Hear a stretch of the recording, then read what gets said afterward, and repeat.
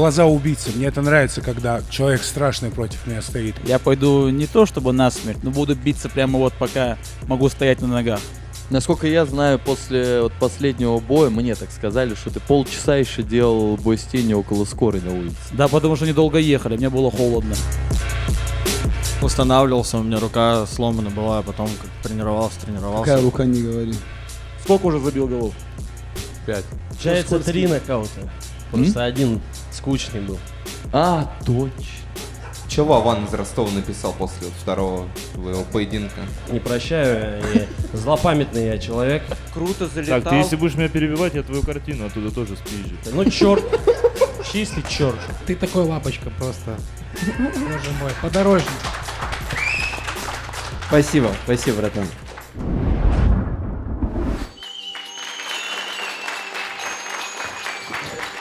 Всем привет! Всем бокс! Вегас, потому и зовется городом грехов, ведь там так же жарко, как и в аду.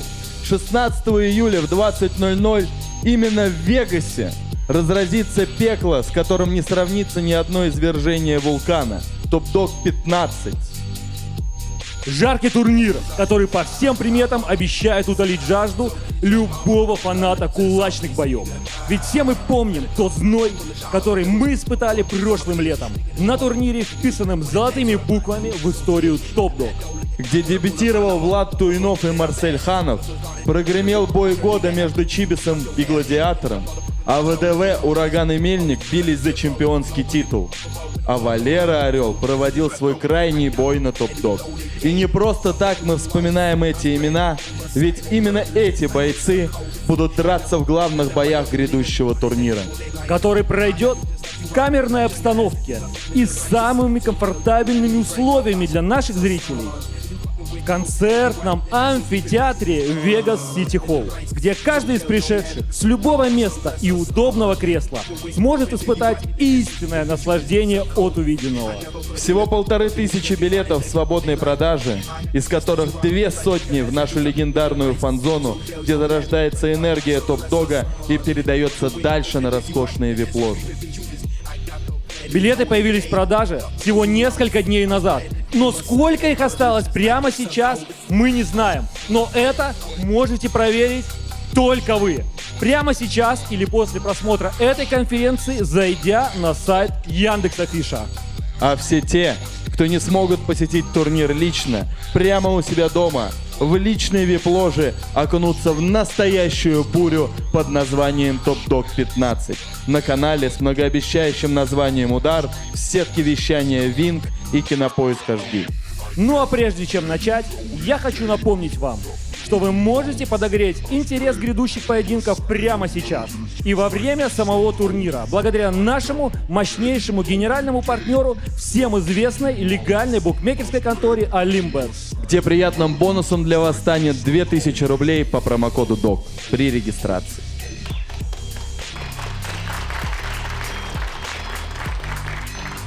Давайте начнем нашу конференцию, посвященную этому многообещающему событию, где мы осветим самые основные поединки Топ-дог 15. И первым, кого я хочу пригласить в этот зал, боксера-тяжеловеса, который неоднозначно запомнился нашим зрителям. Но в этот раз он обещал пойти ва-банк и устроить настоящий триллер. Имин Немой.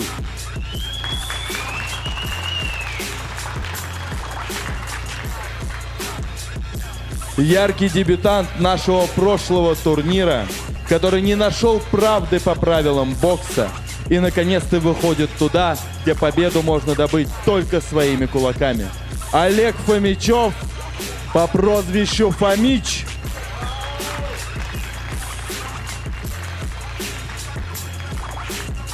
Одержавший свою первую победу на голых кулаках, донской король Артур Свиридов.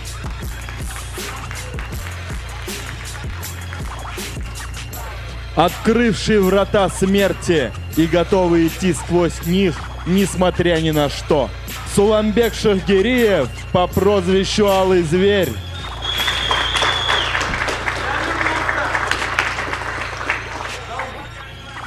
Все ждали.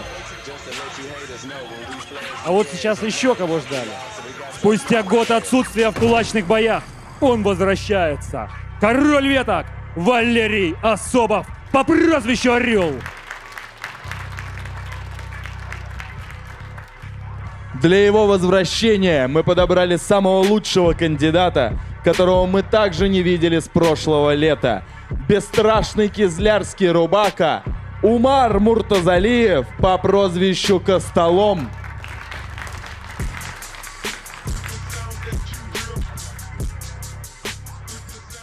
Ну и давайте начнем с пары тяжеловесов, ведь они так редко появляются в нашем ринге. Сразу хочу спросить Эмина, почему, когда ты узнал, что Фомич ищет соперника, ты сразу же согласился выйти на этот бой? Ну, во-первых, это неправда. Я, когда увидел бой с Литвой, я понял, что глаза убийцы. Мне это нравится, когда человек страшный против меня стоит. Человек, который может реально стукнуть и сделать больно. Я когда увидел бой с Литвой, по-моему, тот же день я написал Войсу. Потом, когда увидел бой с чемпионом одной лиги, скажем так, я прям сразу же взял трубку, Войсу звоню. Я говорю: Войс, давай, мне нужен этот бой, очень нужен. Так что я попросил, и мне пошли навстречу, скажем так. И ты, кстати, очень правильно начал свою речь, сказав, что это неправда. Это да, это правильно. И ты сразу сказал, что смотрел его бой против Сослана. Интересно, согласен ли ты с решением, которое там было? Я считаю, что все-таки если, мое субъективное, да, с небольшим преимуществом надо было отдавать Олегу. Это как бы субъективно, не конкуренция тут ни при чем, это не при том, что это другая организация, там чемпион другой организации. Объективно он провел лучший бой, чем Асбаров. Я ожидал от него большего, на самом деле, от Асбарова. А почему он провел лучше бой с Литвой, чем ты, как ты считаешь? Бой с Литвой мой. Вы как люди разбирающиеся, я уверен, что если вы посмотрите, если еще не смотрели, там все идет к тому, что это no contest, потому что беспредел и судейство и так далее и тому подобное. Я могу обосновать это, сесть, посмотреть. Выставите бой, мне за него не стыдно. Мне нанесли нелегитимные удары. 3 удара вялых джеба я пропустил, 15 нанес. О чем вы говорите? 15 против 3. Я знаю, что меня, скорее всего, наказала лига за скучный бой, скажем так. Но имейте в виду, я дрался с одним глазом весь бой. И после этой головы я плыл. Я не стал включать Алджемейна, Стерлинга, там играть, знаешь, футболиста. Я вытерпел, мне не стыдно за этот бой, я все прошел. Окей, я готов это повторить еще раз. И в следующий раз, я уверяю вас, шуток не будет с моей стороны. Олег, мы тут затронули твой крайний профессиональный поединок по боксу и обсуждали решение. Интересно услышать, что ты сам думаешь по этому поводу. Всем здравствуйте. Я считаю, что я как минимум не проиграл этот бой, но на это есть судьи, они приняли вот такое решение. Будем добиваться реванша, если даст Бог, все получится у нас. Поэтому, конечно, хотелось бы выиграть, но мы все для этого сделаем. Поэтому. Насколько я знаю, ты выходил на этот бой на супер коротком уведомлении, по-моему, за неделю тебе сказали. Сейчас у тебя есть возможность хорошо подготовиться к Эмину. Что ты, в принципе, думаешь по поводу слов, которые он сказал, что он так сам просил тебя в сопернике? Не глупое ли это решение, по-твоему, с его стороны было? Да, совершенно верно. Я согласился на бой со Асланом, получается, 4-5 дней, что-то такое, да. Мне предложил мой друг Максим Бабанин, позвонил, сказал: будешь? Я говорю: да, конечно, буду, вообще не вопрос. Я, как уже говорил, повторялся, да, что я никогда не выбираю себе соперников. Сказали, значит, надо, проблем никаких. А по поводу предстоящего моего соперника, значит, так надо, значит, так суждено, будем драться, вообще не проблема. Поэтому я думаю, мы с ним покажем достойный такой мужской бокс, бой, так сказать. Поэтому победит сильнейший. Я думаю, всем понравится. Поэтому... И, пользуясь случаем, Олег, раз уж ты сказал, что это твой друг, я от лица организации беру на себя такую ответственность, приглашаю легенду русского бокса Макса Бабанина как гостя на Top Dog. Очень хотим вот увидеть у нас на турнире. Да, спасибо, я ему обязательно это передам. Я думаю, он не будет против, а наоборот будет очень рад этому. Спасибо. Олег, а ты смотрел вообще в целом бои Эмина? Что можешь сказать о нем как о своем будущем сопернике? Честно, я видел только один бой с Максом Литвоевым, да.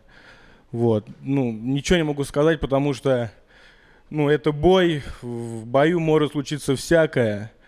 Поэтому неизвестно, как я поведу с ним во время боя, как он со мной. Поэтому не мне там осуждать или еще что-то. Как бы, поэтому не мне судить, так сказать. Будем драться, что делать. То есть ты всегда, то есть ты никогда не смотришь, не анализируешь оппонентов, да, своих? Я правильно понимаю? Ну, честно сказать, мне достаточно узнать рост и стойку своего соперника. Ну, а там уже как бой пойдет. Со мной ты по одному, например, дерешься, с ним ты будешь по-другому драться. Будем уже по ходу боя перестраиваться. Просто ты же понимаешь, что я темная лошадка, несмотря на мой бэкграунд. Не то, что я дрался, как дрался, но есть такой маленький нюанс. Я дрался в корсах, допустим. Сейчас нацеплю в честь тебя боксерки, потому что я тебя реально всерьез воспринимаю. Ребята тоже хороши были, конечно, но ты же понимаешь, когда обувь другая, тайминг другой, как минимум другой тайминг. Тебя это не беспокоит никак? Спасибо за уважение, взаимно. Ну, я не знаю, я не думаю, что дело в обуви. Как бы посмотрим, не вопрос. Безусловно, ты же не можешь это отрицать, ты профессионал, ты должен понимать, что это разница огромная. Не просто так же боксерки придумали, правильно? Конечно. Поэтому я с тобой полностью согласен, но я думаю, это одно из.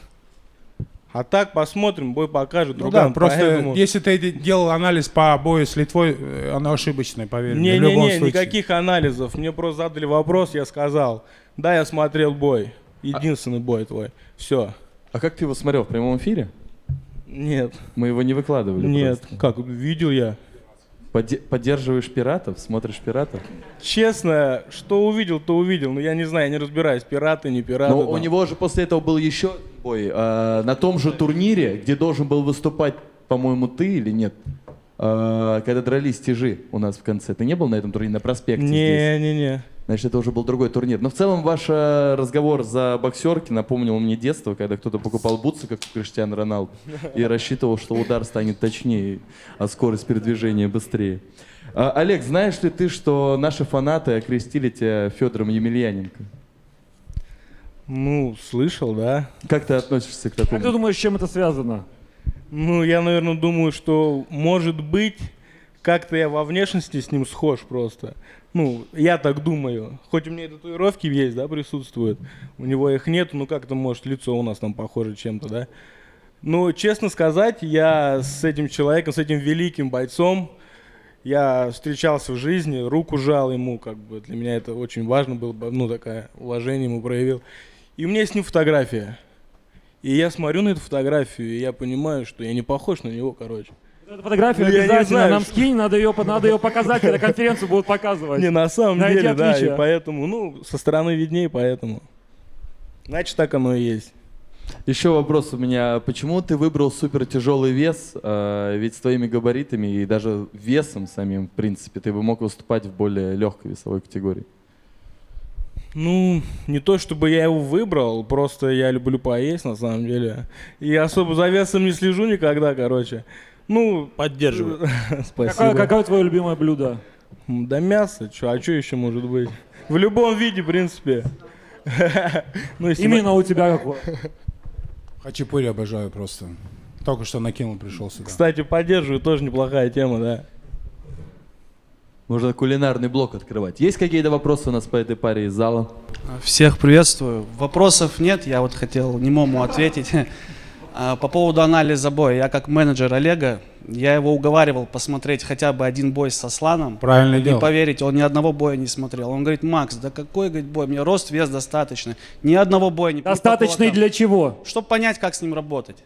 То есть он ни одного боя с Асланом не смотрел. Я до боя с Литвой попросил, чтобы он нашел бой с Немова с Литвой, посмотрел.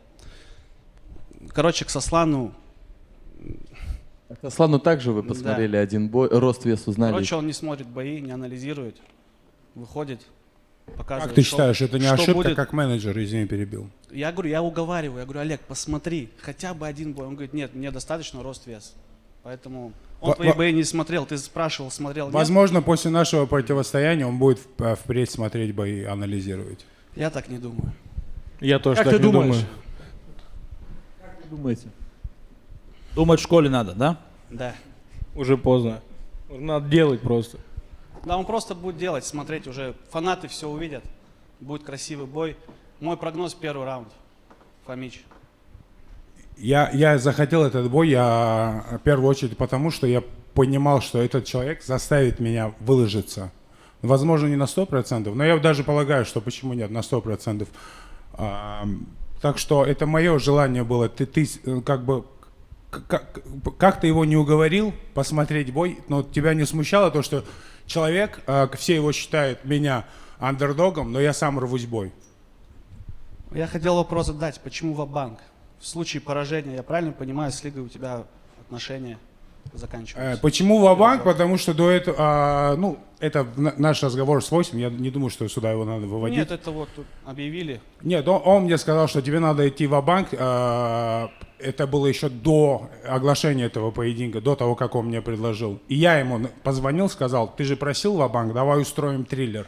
Он, как Джо Фрейзер, у меня другие кумиры, скажем так, у меня там, знаешь, Али, можем такой триллер сделать. Я думаю, что крови будет море, это неизбежно. И я прежде всего хочу этот бой, потому что этот человек меня пугает. Это круто, я люблю бояться и делать. Друган, я не такой страшный, я добряк. Эмин, нам ждать Это было такого образа. Не вопрос, я тебя понял. Эмин, нам ждать рубку с первых секунд, с твоей стороны. Я еще раз говорю, я вообще не про рубку, но почему я захотел его, потому что знаю, что зрители хотят крови, зрители хотят зрелища. Я работаю на 100%, когда меня заставляют, понимаешь, ставят. Ну, каждый работает, как соперник позволяет. Этот человек по-любому заставит меня рубиться моментами. Я, конечно, вы будете видеть, бой что покажет, я буду делать. Я считаю, бой покажет, правильно? да. Бой покажет. Я просто Всё, был на твоем выйдем, бое с подеремся, Литвой в нормально Казани. всё будет. Ты и сам не работал, и Литве не давал С кем? работать. Я был в Казани, я видел твой бой вживую, ты и сам не работал. И не Слушай, давал с Литвой факап Такой вышел вязкий такой. бой был. Я понимаю, но я тебе говорю, попробуй заклеить один глаз себе, выйди поспарингуйся просто с кем-нибудь, даже в перчатках. Ощущения очень неприятные. Притом я еще раз говорю, я не привык жаловаться, но это объективно. Любой может включить, посмотреть это видео. Меня били по почкам, у меня были срывы атаки непонятные, да. И удар головой на 40-й секунде, это все-таки не чирканье какое-то, а это Честно, смачный про глаз панч. вообще не в курсе был. Я думал, ты все видишь, все Ты четко, видел просто этот не панч? хочешь Ты драться. видел этот панч? Я Башкой. сидел наверху, я видел Ну. этот панч, но я не думал, что у тебя какая-то травма есть. Я поплыл конкретно после этого панча. Я еще полраунда плыл после этого, я тебе серьезно говорю. Принял. Так Здоровья, мир тебе. Хорошего боя. Всего Взаимно, добро. Ну а по этому морю крови мы уже доплываем к многообещающему бою весовой категории до 85 килограмм. С амбассадором крови нашей организации. Который говорит, что думать надо было в школе. Слабек, в бою что, вообще не надо думать? Надо. Раз столько разговоров о крови. Суламбек, будет ли этот бой настолько же кровавый, как твои предыдущие? Ну ты сам как думаешь? Я хоть раз от своих слов отказывался, когда я говорю, что пойду до конца. Это что значит? Я пойду не то чтобы насмерть, но буду биться прямо вот пока могу стоять на ногах. Так что насчет крови и всего прочего можешь не сомневаться. То есть это не хвастовство, это факт. И все это видели. Я от боев не отказываюсь. Тем более не собираюсь отказываться ни сейчас, ни потом, вообще никогда. То есть какой бы ни был соперник, я все приму. Я буду получать и доставлять в ответ. Так что можете не сомневаться в кровавом поединке. Это уже был вопрос? Да, это был вопрос. Как раз из этого Это вопроса... был вопрос, на который мы знали ответ. Ну да. Но из которого следующий вопрос. Из которого вытекает следующий, потому что, сказал, все видели мои бои, все видели, какой я кровожадный. Артур, ты видел Боялова зверя? Да, конечно. А готов Я ли ты смотрел его окунуться два в боя. ту кровавую баню, о которой он говорит? Ну, мы посмотрим. Но это не факт, что будет кровь Это не или что-то обязательно, еще. на самом деле. Каждый Что должен именно? попытаться выиграть. Я правильно говорю? Ну, конечно, да. Каждый делает, что умеет. Да. А кто не умеет, Посмотрим, в топ-доге ну, не дерется. Я прав? Посмотрим, мы, может, на технике проведем бой. Ну, я за себя говорю. Или зарубимся. Я могу и там принять бой, мне вообще без разницы. Я тоже. Ну, Постараюсь не отставать в любом случае. Я буду стремительный, как обычно, яростный. без проблем. Без Это не проблем то, вообще. знаешь, как Я смотрел просто тебя, я думаю, как со мной согласятся, то, что профессиональные спортсмены должны смотреть и анализировать бои своих, с кем, ну, претендентов, с кем они должны драться. Я не считаю то, что типа там вот Олег не смотрит бои, но я думаю, это неправильно, это непрофессиональный Нас подход уже двое, к Олег. бою. Начинай смотреть бои, это серьезно. Ну, Конечно, я думаю- Это парадигма, бро. И Бывает один в настолько поле много- воин, пацаны, это не проблема вообще. Что-что? Я говорю, и один в поле воин, ничего страшного. Если вас двое, как бы, мне не Успокойся, страшно. у каждого свой соперник, все нормально. Да нет, я помню, Я чего ты держу, ты ведешь. бьешь. Правильно говоришь, надо бои смотреть. Потому конечно. что мы же, в первую очередь, профессионал своего дела. А каждый профессионал изучает свое мастерство в полной мере. Так что ты прав, да, я не могу с тобой не согласиться. Я, знаешь, ты же видел, я не тупо рублюсь, я рублюсь по-умному. Просто я не базовый там боксер, не кикбоксер, я базовый машник, я делаю все, что могу. Я выхожу за свои пределы, и вы все это видели. То есть Ты жесткий боец, из-за этого я через 3 дня после своего дебютного боя написал Воинсу и попросил бой с тобой. Ну, вообще, я хотел с Владом Туйновым, конечно, подраться. Вот он здесь сидит. Воинсу написал то, что Влад Туйнов там тоже будет драться на предстоящем турнире. Я наш сказал, Конор Макгрегор. я сказал, в топ-доге. спросил у него, что я с ним типа дерусь. А он говорит, ты же не скинешь вес. Я говорю, да, ради боя с ним типа я скину. Я думаю, Я- что одинаково, да, весим? Сколько ты весишь сейчас? 90. 89 900. Все четко. 89 900 ты весишь? Ну, видишь, я уже начал сборы проходить, то есть не как раньше. там, 100 от грамм балды. уже скинул. То есть я приехал 97, это был жир, как обычно. Сейчас у меня уже мускулы появились, но здесь я их показывать не буду.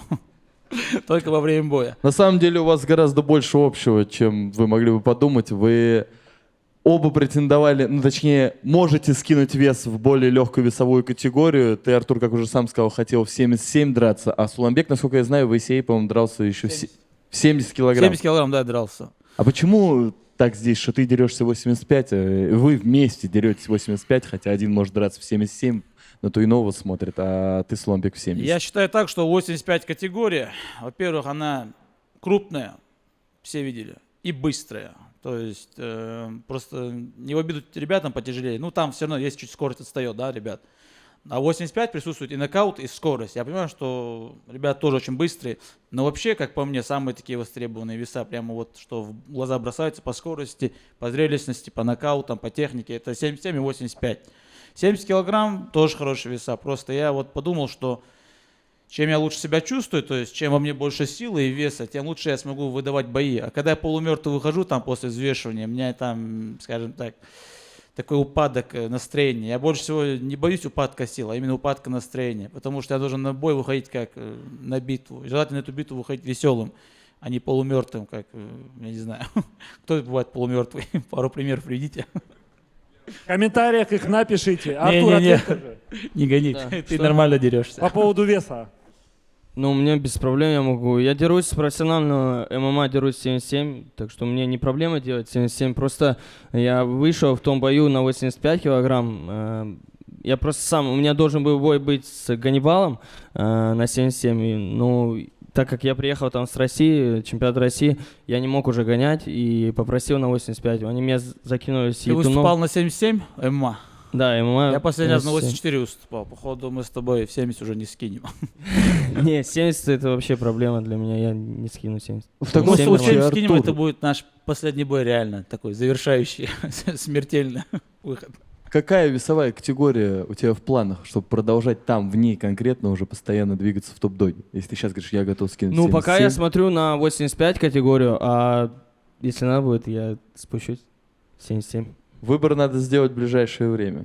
Вот Ну, после у меня этого же будет сейчас поединка- на 85. Сейчас, да, сейчас уже на 85. Туйнов 85, насколько я знаю, подниматься не планирует. Да?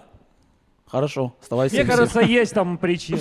Вот честно, может быть, кто-то согласится со мной. Есть там человек. Достойный. Владиком тебя Достойный. Достойный есть человек. Есть достойный человек. В топ-доге не бывает недостойных. Так что... Согласен.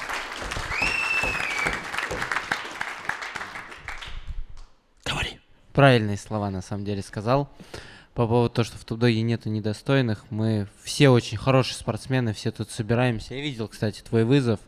Он у меня в запросах, наверное. Да, я даже тебе писал, да. Да, ты к нам в группу писал. Группу, я не знаю, я думал, просто это ты ведешь страницу. Ну, там я нахожусь, да, вся команда наша. На самом деле, я улыбнулся в тот момент, когда ты написал. Думаю, круто, молодец, трудится, старается. Я знал, что я тебя увижу в топ-дог. Вот, я знал, что ты попадешь. Давай мы с боем повременим. Да, без проблем, Я тебя жду к нам в гости. Может Вы быть, меня что, мы к расписали, вам что ли? в гости тоже приедем.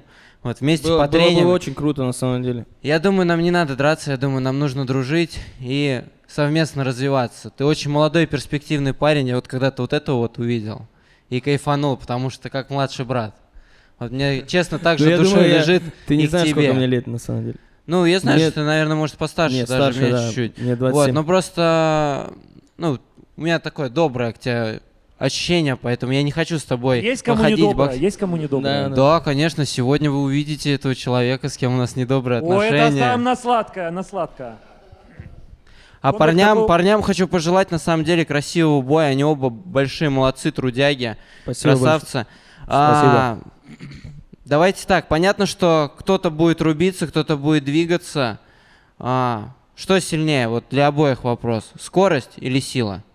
Стремление победить. Вот что главное. Скорость Ну, и для сила — меня это скорость, всё- конечно. Ну, отвечай. Говори бы, уступаю. Дыши. Для меня скорость просто, прежде всего, потому что когда ты бьешь, и соперник не видит удара, из-за этого он падает. Ну, я так думаю просто. Но сила тоже, конечно, она приветствует. Нужен баланс. Спрашивай. Ребята, сегодня не в роли бойца, ЧБС Медиа. Нету... Подписывайтесь, ставьте все лайки. Подписывайтесь. Подписывайтесь. Короче, нету ли вот такой вот штучки, все от Туйнова куда-то там бегают, потому что спортсменов с Белоруссии ему везут. Что-то вы вот... От него бегают? Ну да, ребята вот в комплекции 77 килограмм поднимаются в 85, в 90. Нет, я не из-за Влада там не в 77, мне просто лень вес гонять. То есть, вы не подумайте. Влад, конечно, хороший боец, но он не киллер там, не убийца, чтобы я в 77 не спускался. Тем более только что человека мы разговаривали, который хотел Вызывал. подраться. Но мы знаем, Алла Зверь, что ты хотел подраться с одноклубником, с доктором. Было у тебя такое желание? Правильно ли С эта одноклубником? информация? Да. В одноклубнике? Да, мы Да? одноклубник Нет, у короля нас Артура. изначально мы забились, чтобы выйти опять на Сергея Калинина, так называемого Кратоса, потому что для меня бывает иногда принципы выше денег и всего прочего, короче. То есть риск, там, опасность, все прочее уже отходит на второй план. То есть я не говорю, что я через них смотрю. Просто я уверен в своем, стремлении победить. То есть я всегда на это смотрю как победитель. То есть и я другим так советую делать. То есть не надо говорить там, давай такой бой проведем, давай туда, давай сюда. То есть я уверенно говорю, что хочу победить и выйти там на такого человека. Это, возможно, поспешно и рано. Ну да, я такой, можете не любить. А можете хлопать. Хлопайте. Но он по-прежнему остается твоей приоритетной целью. Ну, не как приоритетной целью, просто Сергей все равно набирает и вес, и все прочее. И хочется подраться. То есть здесь я не смотрю через ребят, как я сказал, то есть за их спину. Я, то есть и с ним, то есть и с доктором, и с Кратосом. Я здесь надолго, так что все смогут со мной подраться. Влад тоже, в принципе. Да, Влад? Соломбек, ты сказал, что это принципиальный для тебя бой, как и на самом деле для доктора. Это тоже для него сейчас главная цель, поэтому логичнее всего перед тем, как кто-то из вас встретится с Кратосом, вы встретитесь между собой. Я думаю, это будет очень крутой бой. Ты сказал принципиальный. Такой претендентский бой, да, будет? Ну, посмотрим, в каком статусе будет Кратос на этот момент. А в чем принцип, вот я хотел спросить именно. Не люблю проигрывать. Уступать не люблю. Потому что в зале пашешь, проигрываешь, обидно. А обиду не хочешь себе утаивать. И поэтому хочется, как сказать, быстрее расквитаться, чтобы чувствовать себя свободно, раскрепощенно. У меня хоть и нет крыльев, но я умею летать. То есть в том плане, что не люблю себя чувствовать как-то скованно. Поражение сильно сковывает твоего вот внутреннего воина. То есть я хочу себя чувствовать свободно. То есть когда я выиграю, я смогу наконец вдохнуть полной грудью. Насколько я знаю, после вот последнего боя, мне так сказали, что ты полчаса еще делал бой с тенью около скорой на улице. Да, потому что они долго ехали, мне было холодно. Меня, во-первых, не впускают. Я такой, хорошо, я постою на улице. Потом мне не решают садиться в скорую машину какую-то. Я говорю, идите меня туда, либо сейчас сам туда пешком пойду. Потом я начал разогреваться, но это, мне кажется, наигранно, бой с тенью. Я же не настолько отбитый. Есть у кого-нибудь вопросы? Колян. Вот у меня тоже вопрос к Алому Зверю. Ты вот после боя с Кратосом, у тебя происходил реабилитационный период и подготовительный процесс. Вкратце можешь рассказать, как у тебя все это быстро происходило? Так, я приехал к себе в город. У меня через 4 дня сошли гематомы почти все. Швы я снял через неделю. Потом в течение месяца я тренировался. Там наступил Рамадан. После Рамадана, если честно, я немного там занимался личными делами. И вот сейчас, как момент выдался, я сразу пришел сюда. То есть просил себе бой. И там уже было неважно, кто будет. Потому что мне надо вернуться, и вернуться желательно красиво. Нет, почему? Я постоянно в восстановительном процессе. Я вообще не ломаюсь. Ну а теперь давайте восстановим в своей памяти 2 бойцов и перейдем к противостоянию. Как раз вот парней, которые дрались ровно год назад у нас в последний раз на топ-доге. Не, год еще не прошел, в сентябре, по-моему, я дрался. Ты точно, да? Да, все просто четко у него. У меня прошел. Так ты дрался когда последний раз? С Колей и Бошером? Да. Ну, это было на 9-м турнире. Проверили. Да, Да. прошел. Вы Год вместе. прошел. Тут на самом деле присутствует 25 магия июня. чисел очень серьезная. Да, Я думаю, этот турнир, несмотря на столь, может, с чьей-то стороны звездной карты, выдастся очень жарким и интересным, потому что он проходит спустя год после турнира, где дрался Чибис Бавар, после 9-го турнира.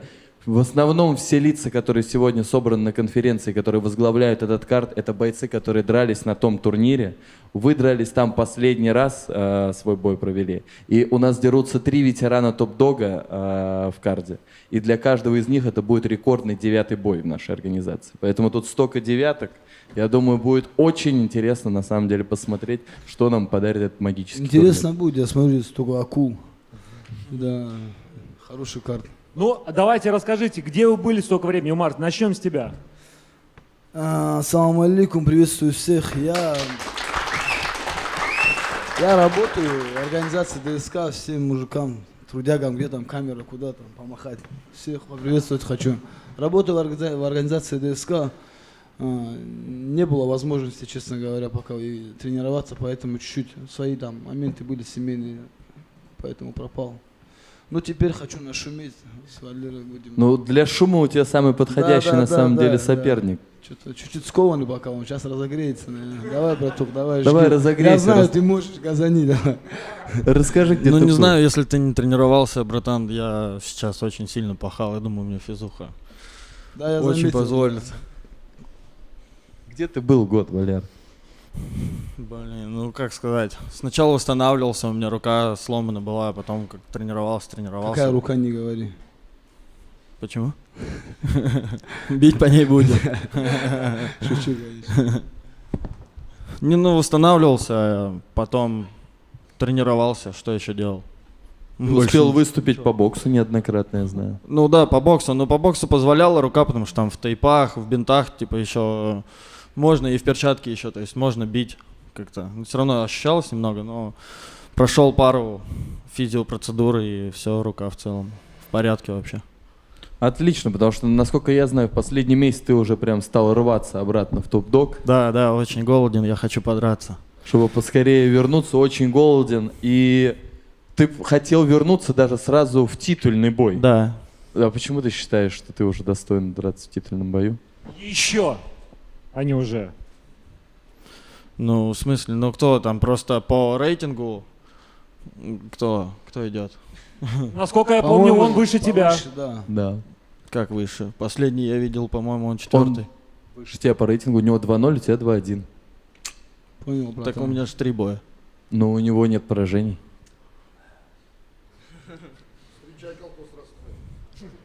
Нет, я просто видел, походу, значит, какой-то другой, что ли, рейтинг. Я видел то, что идет сначала Анис, потом Искандар. Не, это уже старый, Искандара уже нет. Ну, вы убрали его все, да? Да. Потом там он идет просто Лусан. висел, в том-то и дело, я видел, висел, тоже сомнения были. Что... Кстати, где Лусан вообще у нас? Вот на самом деле, мне тоже очень интересно. Обратись к нему, мы ему звонили вчера просто весь Обращаюсь к Лусану, вчера звонили ему весь вечер, хотели, чтобы он пришел. Может, лучше Валерий обратиться к нему? Нет? Я уже... Поискать в Орле, может, он в Орле опять? Да не, он, наверное, там, не знаю, по больницам лазит до сих пор. Возможно. Суть, что очень хотелось, чтобы он сегодня был вот на вот этом вот пустом стуле, для него место прям приготовлено. Потому что, мне кажется, ему есть что сказать каждому из вас. Может, он позже подъедет? И если ему здоровье наконец-то позволит вернуться, то самым логичным и интересным было бы вам встретиться с Лусаном, тому, кто из вас победит в этом бою. Победителю нашего боя? Да, было бы интересно. По-моему, победитель нашего боя логичнее будет уже за перстень, наверное. Нет? Но это если Лусан не найдется. Да? Я про перстень тоже говорил. Победитель не выйдет, да? Ну просто где Лусан? Кто там дальше же? Лусан идет? Нет, дальше только Лусан. Там еще есть новые подрастающие звезды. Фарух. Вот и мы и спрашиваем Лусана, вернется ли он, потому что есть куда возвращаться, есть 2 голодных парня. Кто там перед нами, кто вообще еще есть? Никого, Выше нас? только Нету? Лусан. Выше нас только горы, Лусан да? и Анис. Так, ну это все интересно. Валера, вот ты на рейтинге смотрел, на старые уже неактуальные. Ты там видел вообще Костолома? Да. А бои его видел? Бои его ты видел? Да, один видел. И что ты можешь по ним сказать? Он заявился к нам как уличный боец. Увидел ли ты там что-то кроме улицы? Ну да, ножки есть. Рабочие. Откуда ты их взял, Умар? Бегал много, как можно, откуда взять? Ну, челночок тоже есть, он тоже, я посмотрел, вот с Ибош Рамбой, он больше техник. Такой, ну, я не знаю, как-то мне показалось, что... Нет, ну, рубиться с ним было, честно говоря, ну, я думаю, тоже не то, да. Он бьет, он как, конечно, добро, поэтому надо было работать так. На самом деле я могу и прессинговать тоже. Ну, посмотрим, я не, тоже я угрожаю, я так вообще... Не, я понимаю, братан. На самом деле... А может быть даже и угрожаю. Чуть-чуть, да, капельку.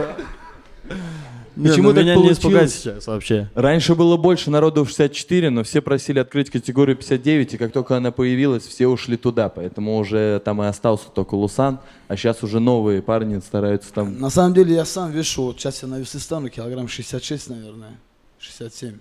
Ну, 64, твоя Да. весовая, все удобно. Ты тоже планировал? Я просто, гонять не хочу столько. Ну, вы все такие и собрались, Да, прям мы как с на ним вот подбор. сами Ну, мы Да, можем в нам- промежуточном подраться. Ты тоже, по-моему, любишь поесть, да, от души? Ну, промежуточно можем подраться весь, нет? Не-не-не, Или в на титульник не промежуточном на заходит, да? проспекте. А в топ-доге все четко. Промежуточном это как ты имеешь? Ну, ты бы не гонял 66, а я бы 66 согнал. Так хочешь, что ли ты? Не так, вот как он хочет, неважно. Тут в 64 вы Да. будете драться. Это только если он придет, не сделает вес этот. И ты скажешь, Да ладно. вес-то он сделает, наверное. Что-то массу начал набирать. Кушаешь, наверное, много, да?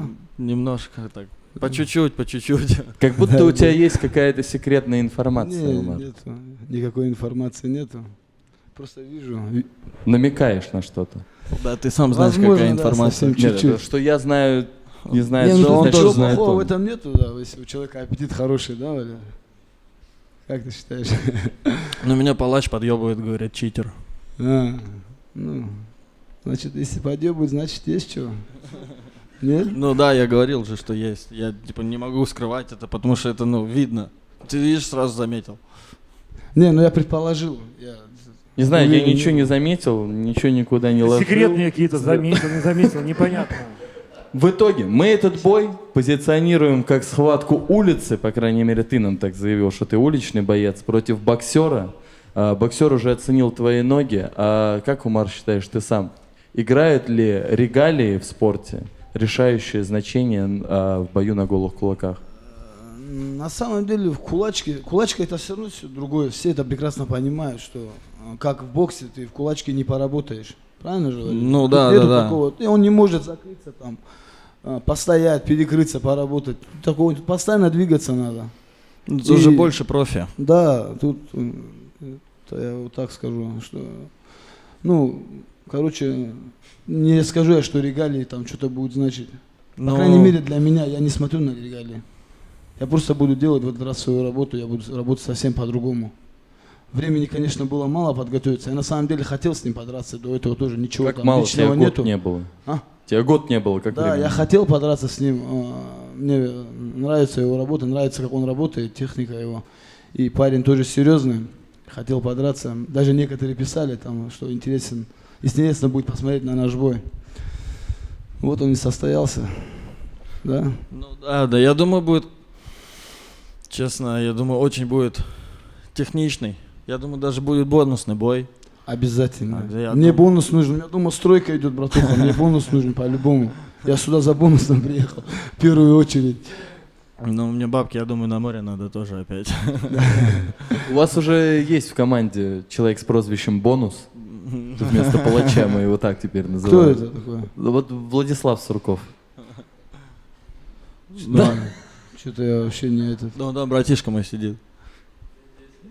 Все, палач, все, да, не знаю, просто чуть растерялся, столько людей все смотрят. Умар, ладно, палача ты нашел. Где он? Не палач, а просто вот тебе вопрос, угадай о ком. Где он? Где он? Где твой кореш? Дед, что ли, бля, старый воин, бля. Старый воин, да? Да, где он? Дома он на самом деле, он был не на связи, потому что у него телефона не было. На самом деле что не случилось было. с телефоном у его менеджера? Они вместе их утопили? Давайте скинемся. Кто менеджер? Газик? Да. Он сейчас в Турции, у него там совсем другая движуха. Возможно, я буду менеджером. У меня Как второе думаешь? обращение за сегодня. Я очень хочу найти детка. Надо обращение, чтобы, да, в Кизляре Да, в собрались Кизляре, местные чтобы нашли ребята, детка, детку потому купили что он телефон потерял нормальный. телефон. Он и мы- приедет меня секундировать.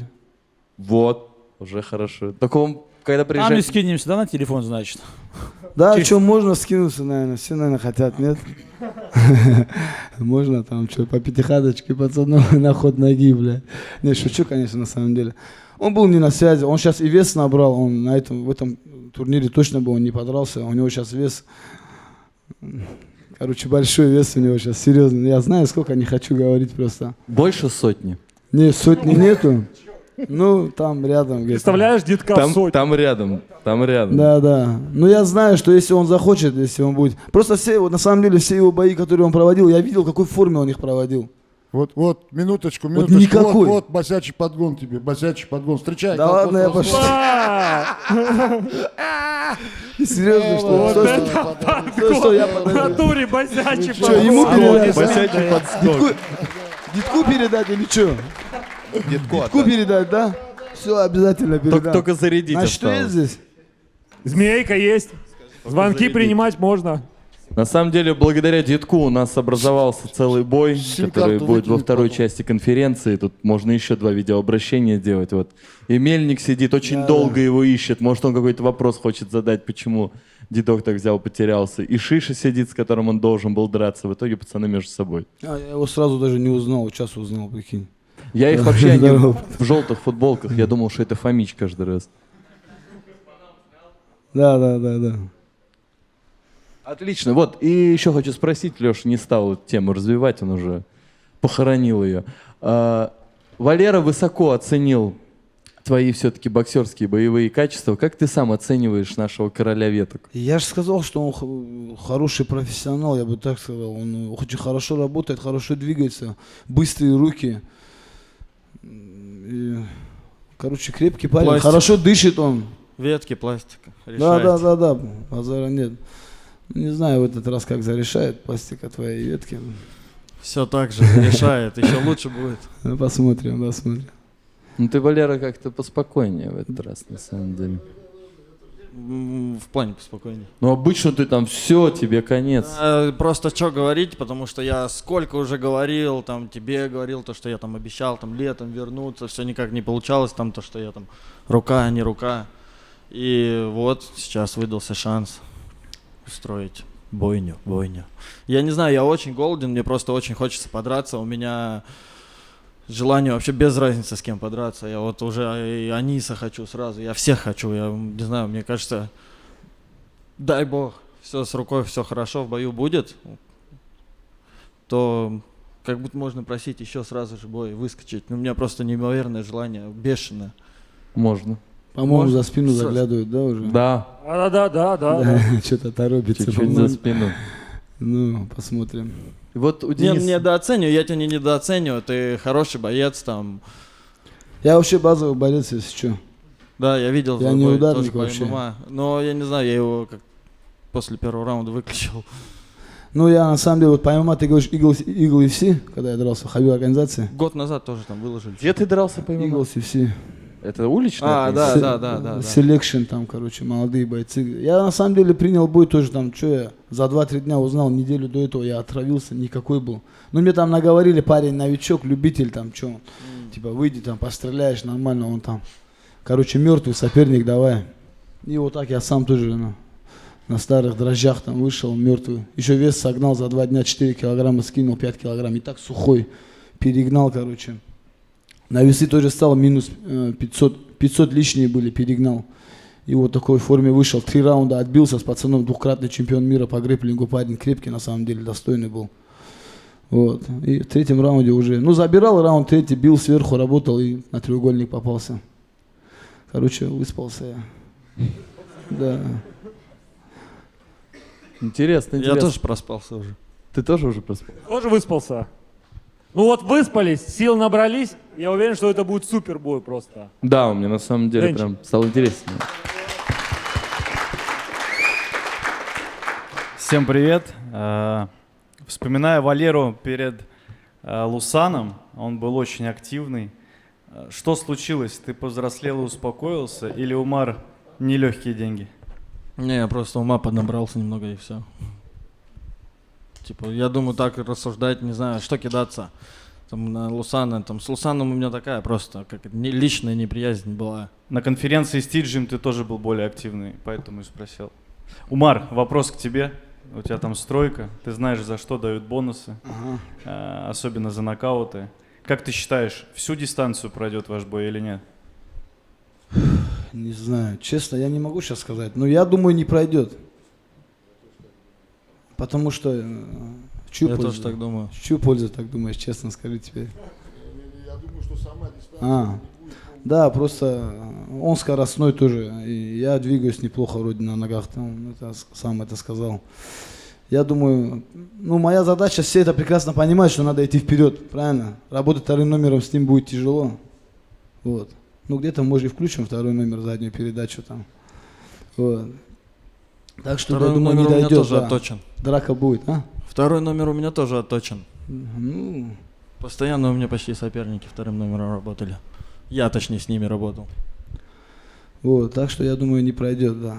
И завершающий вопрос. Валер, что увидят зрители в вашем поединке? Я думаю, зрелище. Я не знаю, как сказать. Просто будет... Кровь, сечки, мордобой жесточайший увидят. Звезды, да, будут. Вот и все это.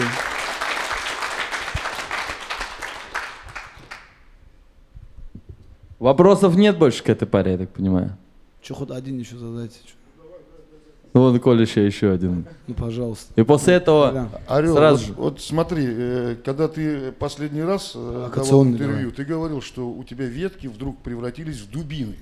А сегодня я опять слышу ветки. Ты что, после болезни с дубин опять ветки перешел, что ли? Ну что, как ты? Нет, Колян. Ты же вроде расти должен, то есть из дубин вообще ты должен уже быть, я не знаю, арматурой. Ну, я так считаю. А у тебя же... Это так, я на 2 шага вперед просто. Понятно, все понятно. Отлично.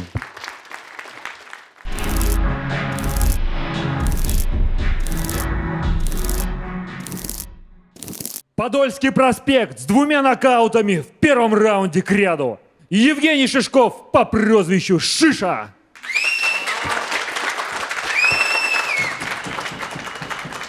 Всем привет. Вятский князь, не желающий пропускать ни одной сечи в нашем ринге. Алексей Мельников по прозвищу Мельник. Актер, комментатор и расхититель музея Топ Дог Денис Ураган.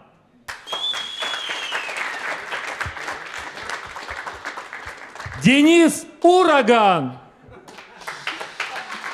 Давайте все вместе позовем Деда Ну Мороза. ладно, Похоже, не будем еще, звать. еще погода не для урагана. Ждем, когда ураган сам появится на площадке. Продолжаем. Молодой воевода Дмитровской дружины, сломавший руку в последнем бою, но так и не сломленный до сих пор. Валерий Заботин по прозвищу Валера.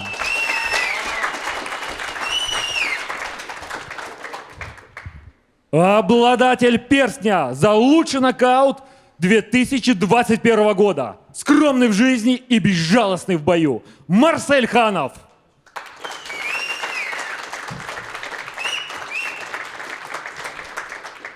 Экс-чемпион весовой категории до 85 килограмм в своем 9-м бою возвращается в родную весовую. Макс Федоров, ВДВ.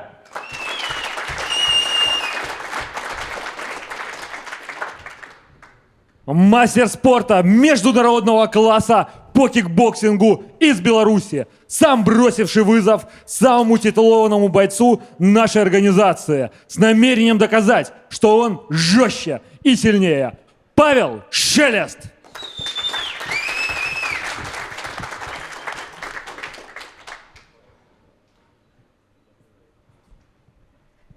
Всем привет. Очень приятная атмосфера. Здорово заряжает. Боец, возвращение которого фанаты кулачных боев ждали больше и дольше всего. Его имя и прозвище знают все, а его бои говорят сами за себя лучше любых слов. Орловский бриллиант Владислав Туйнов.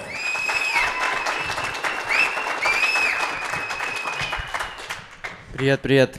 Очень-очень рад сегодня быть вместе с вами здесь. Ути, какая няшка. Не мой, братан, ты что, стул сломал? Тяжело. Можно я помню? Тяжело сидеть? Он шатается тут. Возьми, вот ураган сам виноват.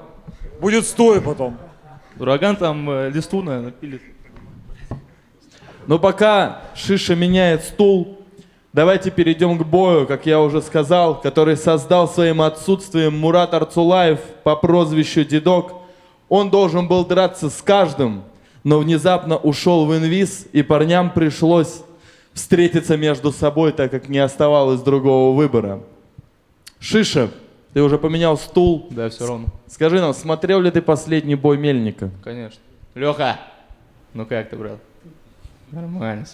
Слушайте, ну классный бой был, реально. Да. Классный, да? Классный бой был, молодец, Лех, все равно.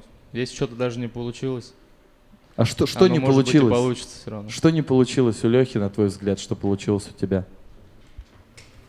Ну, у Лехи скорости поменьше было.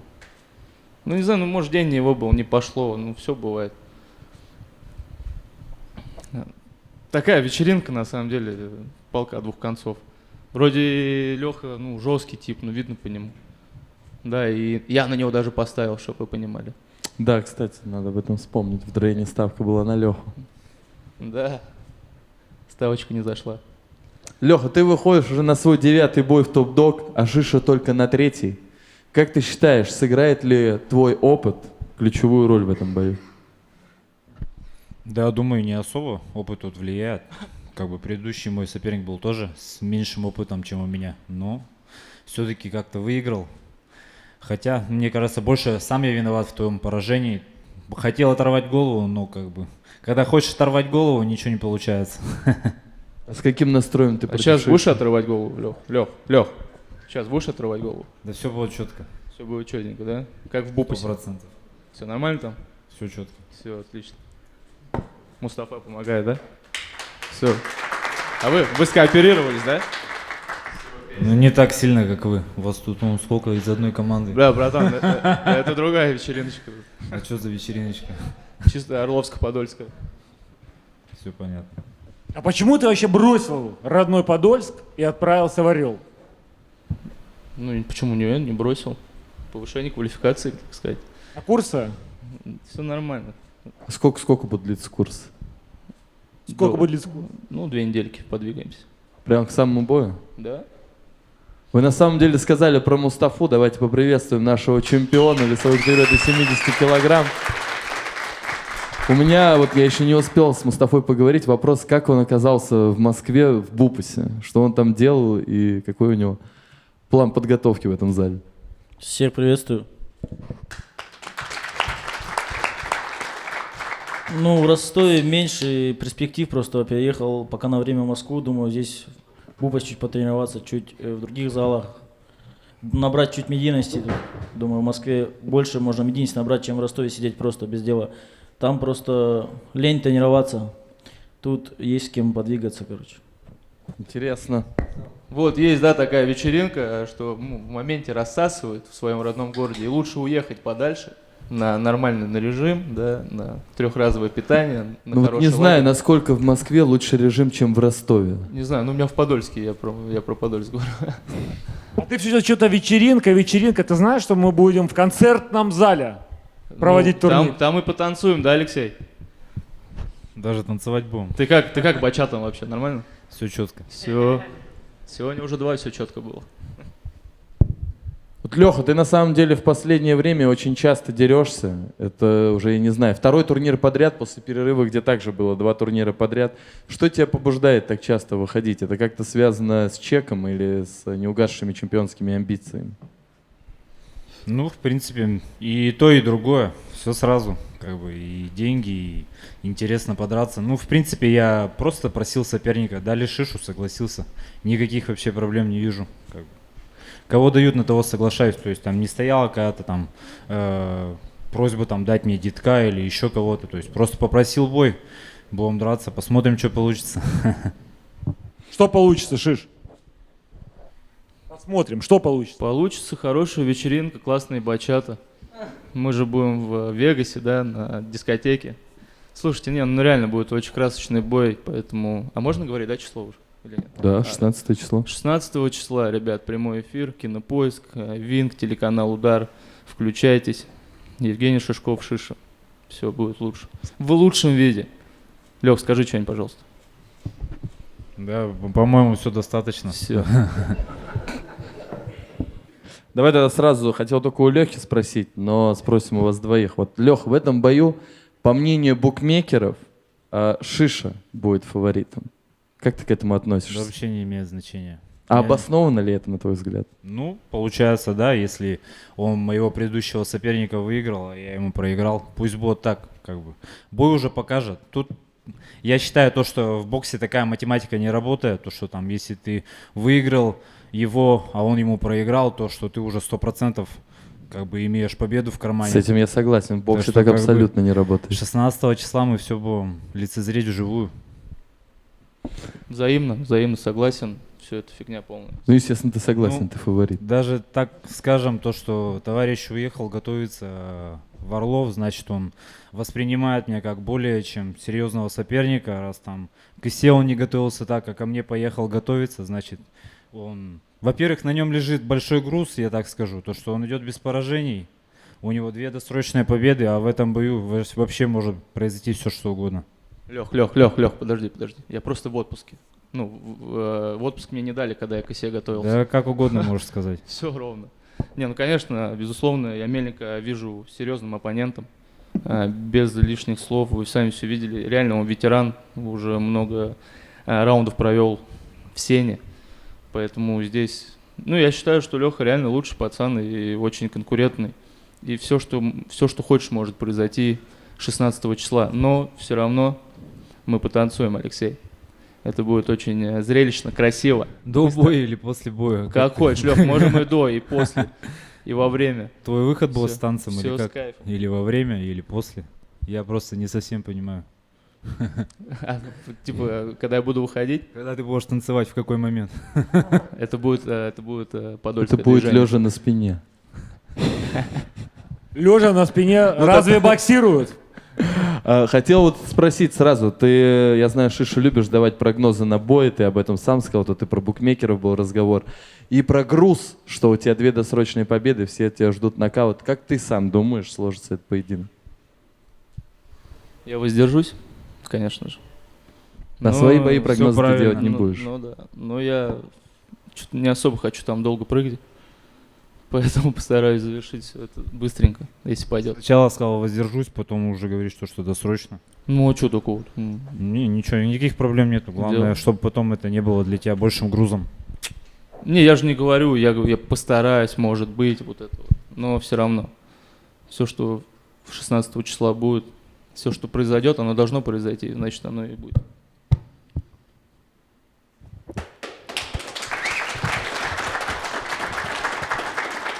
Есть вопрос к этой паре из зала? Вопрос к Алексею Мельнику. Леха, Мустафа помогает в зале? Что-то подсказывает? Не, он приехал для себя чисто занимается, готовится, у него свои планы, то есть как бы никаких между нами там плохих или хороших отношений там суперских нету. Хороший парень, себя достойно ко мне проявил, то есть уважительно. Я к нему точно так же отношусь, как бы. Но вместе мы в парах не стоим, как бы. Возможно, когда-то мы еще встретимся в ринге, все может быть. Ну, все-таки интрига остается, да? Не спаррингуете вместе еще? Нет, я думаю, ему не интересно, да и мне зачем это? Я скоро приеду в зал тоже. Вот интересно, да, узнать. Ты как-то в этот же зал ходишь. Да, вся весовая моя перебралась в выпуск джим.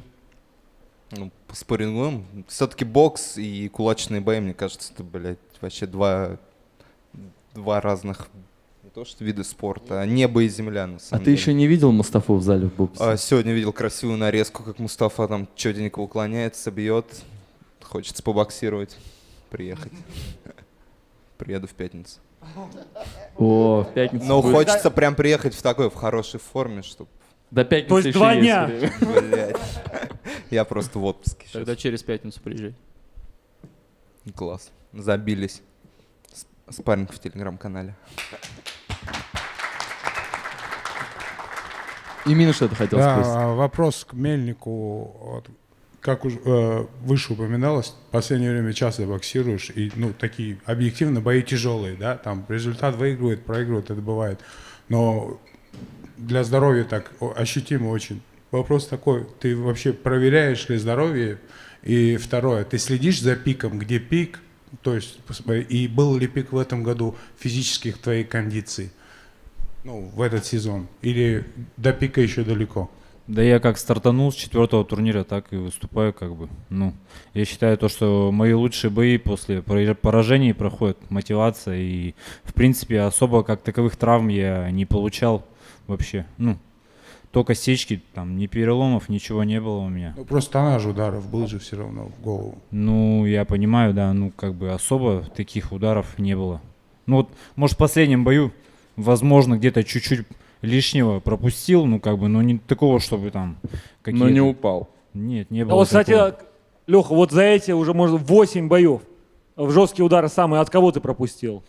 Ну, наверное, жестче всего был второй бой с Дитком. Ну, и сам бой, так скажем, как бы второй такой был. Первый бой у меня, можно сказать, ну, его и не было. А второй бой, как первый, водный, и все так, все к одному, короче, все срослось.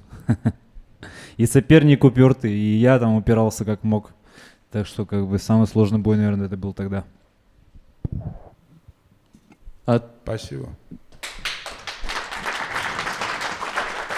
Давайте перейдем к неожиданному реваншу Урагана и Валеры, неожиданному появлению... А не рановато ли мы переходим к реваншу к нашему? Почему? Может быть, у кого-то еще здесь реванш? Или кто-то столько же боев на двоих провел, как мы? Нет, таких тут нет. Но люди тогда, хотя бы... мне кажется, попозже надо наш Они реванш хотя бы огласить. вовремя приходят, Денис. Так я пришел, потому что я уверен был, что моя пара последняя будет. Ты ошибался. Я ошибался, но... Ты картину, небось, где-то забыл. Что забыл? Картину. Ты лучше меня бы поддержал сейчас в этом вопросе, чем пререкаться бы начинал. У тебя, между прочим, здесь больше всех боев, но еще Макс ВДВ с тобой может поспорить. Но у них вряд ли с Марселем У нас реванш. здесь одинаково боев. Но реванш только у нас с тобой. Ты что, сейчас за них будешь топить или за то, чтобы мы в главный бой попали? Я за свой плакат. Где он? Где он плакат? вернется, ты за него не переживай. Я переживаю. Ну, весь Колян Где переживает. плакат? Ладно, ты, Вы Колян переживайте, где переживает. мой плакат сначала. Вот Колян, вы и где наш главный бой с Валерой. Потому Ну что вот сейчас... Что-то здесь не складывается. Если вы сможете повторить то, что когда-то уже сделали, тогда То ваш вы плакат- как-то нас в эфире порежете, красиво поставите в конце, прям во время этого? или Нет, нет, вы будете драться предпоследними. Я думаю, что я просто выйду последний драться. Валера, поддержишь меня? Можно, да. В ВДВ тебя этом не смущает, моменте что можно ты его выиграл, а он считает, что он должен драться главнее тебя в главном бою? Ты его выиграл. Он меня выиграл? Да, он тебя выиграл. А, он меня, ты же с Максом. ВДВ тебя выиграл, и ты сейчас претендуешь на то, чтобы быть главнее, чем он в боях. Но у него сегодня не реванш же ни со мной, ни с Марселем. У нас есть какая-то интрига, я думаю, то, что мы заслужили. Я даже не то, То что... есть ты согласен с тем, что в этом бою есть интрига? Ты не считаешь, что ты сейчас Валеру сможешь пройти? Причем здесь это? Интрига для зрителей. А какая интрига для зрителя? Ну, то, что Валера проиграл, он набирает ход, вот хочет забрать реванш. В любом случае, это должно быть интересно. Причем, какой был первый бой? Но для тебя интриги нет. Как это нет? Есть именно интрига. Мы же это не в салке идем играть или не на лыжах кататься. Интрига здесь всегда есть. Ну ты поддержи, ты Ну, в меня, этом что- моменте я поддержу. Что сказать-то еще? Каком не поддержишь, теперь говори. Что выйдешь со мной после того, как... Главное, чтоб портрет висел не по ляпу. А где мой Там портрет, Николай? Мой. Не больше Вот когда беспокоюсь будет, я, так- чем Колян. Не больше беспокоюсь я, чем Колян. Я его повешу, не переживай. В каком случае? Приду, повешу, случай. Если я дойду, в следующий раз до сюда. Слушай, что, я думал, ты вообще сюда его сейчас принесешь и с ним вот так сидеть будешь. Не-не-не, у него еще есть затея у этого портретика, да. Денис, а почему ты опоздал? Так я же объяснил, потому что я думал, то, что я в главной паре. А, точно. Я просто это мимо ушей пропустил, я не стал это всерьез воспринимать. Там начальство не опаздывает, да? Это не начальник, это рок-звезды не опаздывают, а задерживаются. Так, Валера, как твоя рука? Мы с портретом все выяснили, как твоя рука? Ну, рука, скажем так, сейчас проходит реабилитацию за 2 недели до боя. Все нормально. Я заряжен. Рука в этом бою никак не повлияет. Вы увидите, что вы захотите увидеть. Вы хотите жести, крови, я не знаю, что вы хотите. Чего хочешь ты? Я что? Ты. Хочу портрет свой, блядь. До начала. Я считаю, что это... Вообще, я считаю, я уже понял, в чем прикол. Этот портрет ты должен не сюда повесить, а должен Валере отдать, чтобы он его дома себе повесил. А на то место Кстати, повесить твой портрет. Валера ко мне как раз подходил еще до тебя, и ему тоже понравился именно этот портрет. Он говорит, а Не можно его... переживай из-за того, что ты его до этого взял. Я хочу, чтобы он висел у меня дома. Да, он уже почуял заранее чем-то, что ты можешь такое учудить, и просил его ему отдать. Я сказал, нет, мы никому не отдаем, вы, пацаны, делайте сами. Единственный, кто смог забрать портрет... Представляешь, такая новость, да, как Так, бы? И можно не у меня, отдать? и не тут, а у тебя. Победителю. Победителю отдать портрет? Да. Нормальная тема. Честно говоря, мне не очень нужен его портрет. но А что ты его забрал? Я же сказал, чтобы Валера хорошо подготовился. Типа Вместе со мной замотивировать? прошел лагерь, да. А, он с тобой готовится. тебя Со это мной получилось. готовится, да. Что Валера, в а прошлый- как тебе вообще вот эти видео, приколы, подколы, обращения от урагана Ну, с я твоим не увидел портретом? там ничего такого, что задевало меня. Прям, ну, что-то Да такого. нет, я не обязательно задевать. Тебе понравилось? Ты смеялся? Ну, нормально, да, он делает трэшток, я не умею делать трэшток, он делает трэшток. Разве Я это сделаю- я- трэшток? Что общего Ну, между ну, этими какой? видео и трэштоком? Ну, а что? Нет, это не только к тебе вопрос, просто я не раз слышу трэшток. Ну, трэшток это... Ну, если раскрутка перевести- такой мягкий. Раскрутка, я согласен, хорошо. Вот трэшток, мне кажется, Хороший, это мягкий, какой-то- аккуратный Денис, трэшток. Пусть ты прямо трэшток хорошо будет. косишь траву, хотел тебя позвать на сенокос в деревню. Без проблем. Все, договорились. Накосим, насушим, потом Валерию отдадим. А Валерий-то зачем это сено? А ты что думаешь, он что-то покрепче любит? Ты ему портрет отдай.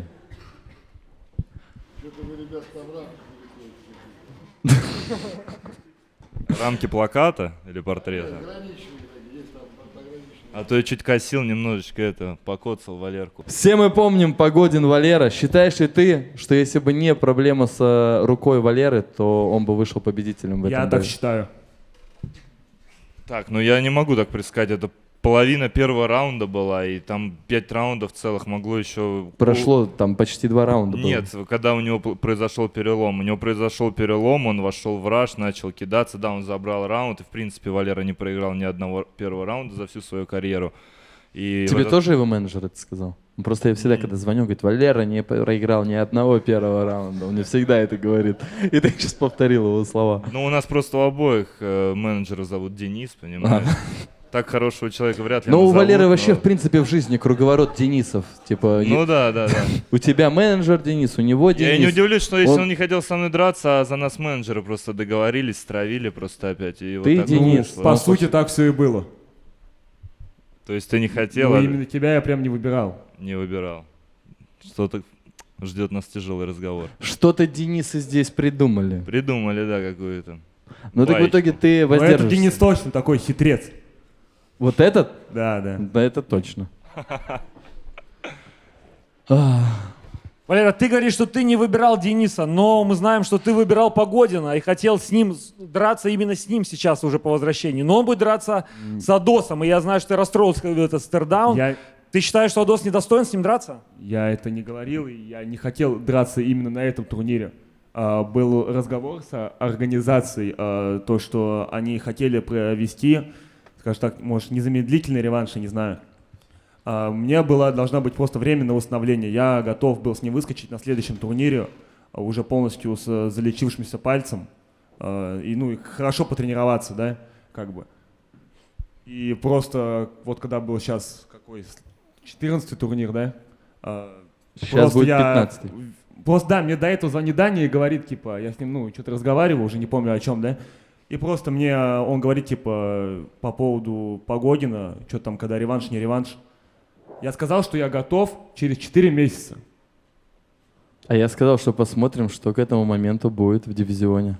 Но я сам... Просто все равно, вы говорите, типа, как, что я расстроился. Ну, конечно, я как бы расстроился в том моменте, то, что просто я этой темы всей, не знал, и просто я вызываю Тадоса, точнее, Погодин на face-to-face. Ну, какая должна быть моя реакция?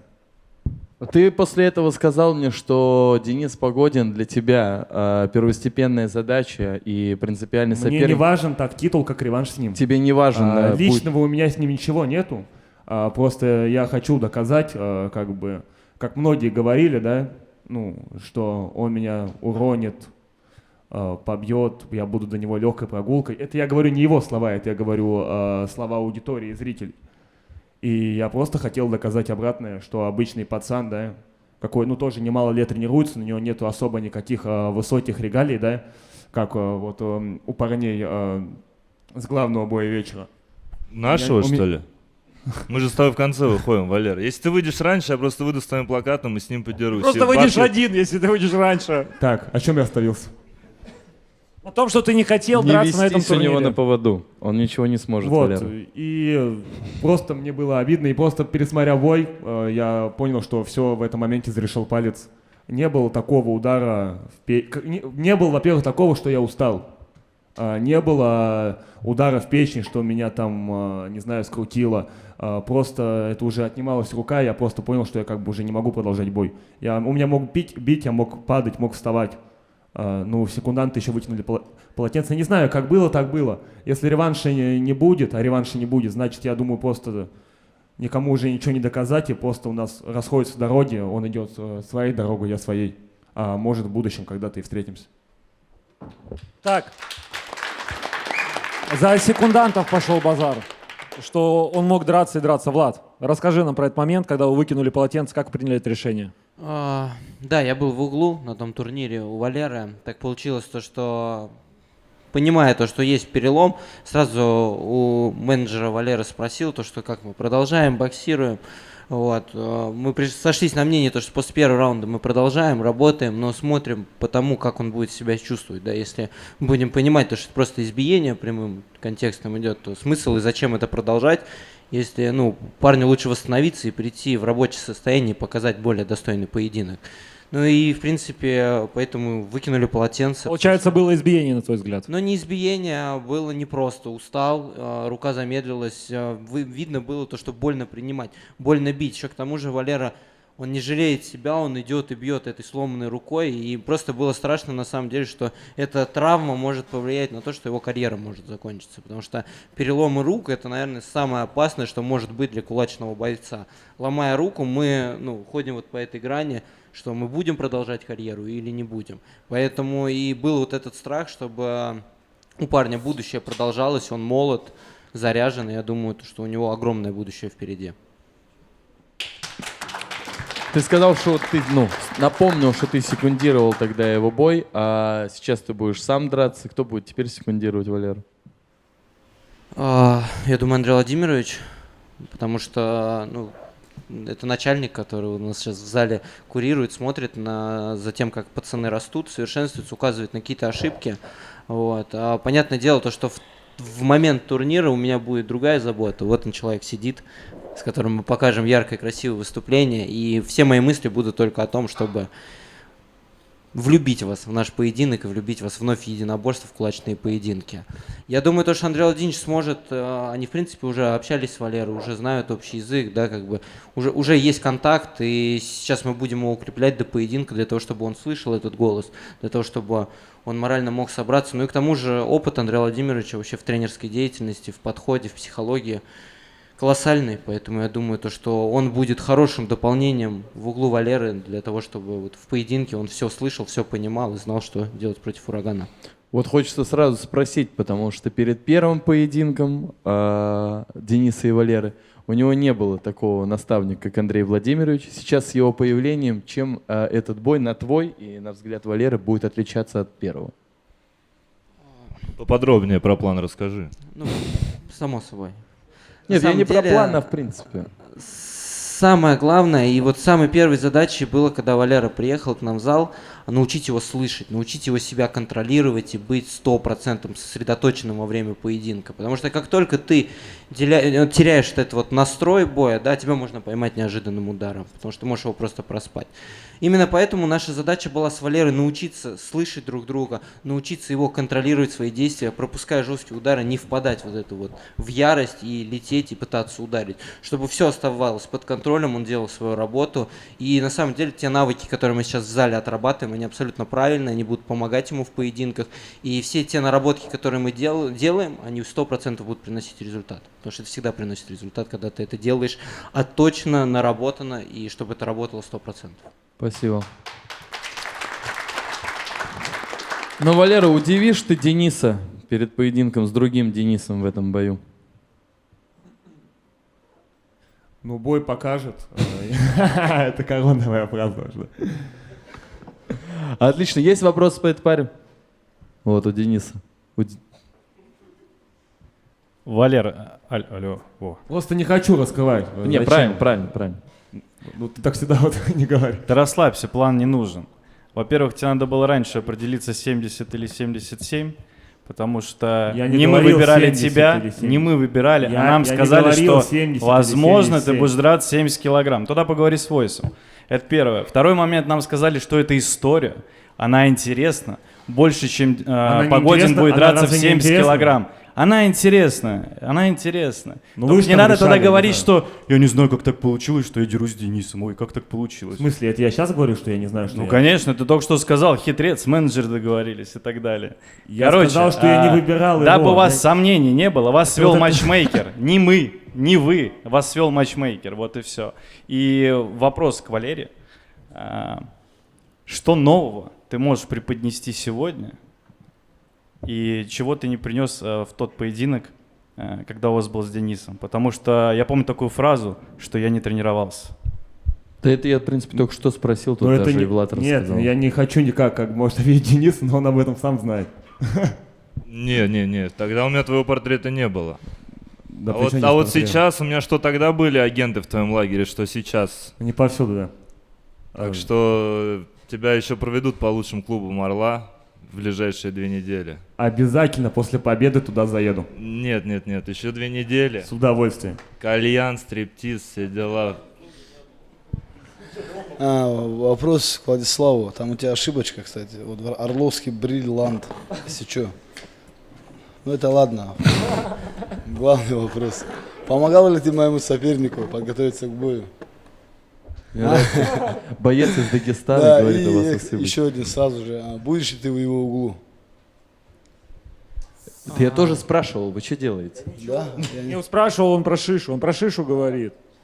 Да, Валера, так получилось, что сейчас в Орле находится, с Москвы он вернулся, и он, приходит к нам на тренировки, работаем в парах, двигаемся, грубо говоря, участвую в подготовительных процессах, где-то по физо помогаю.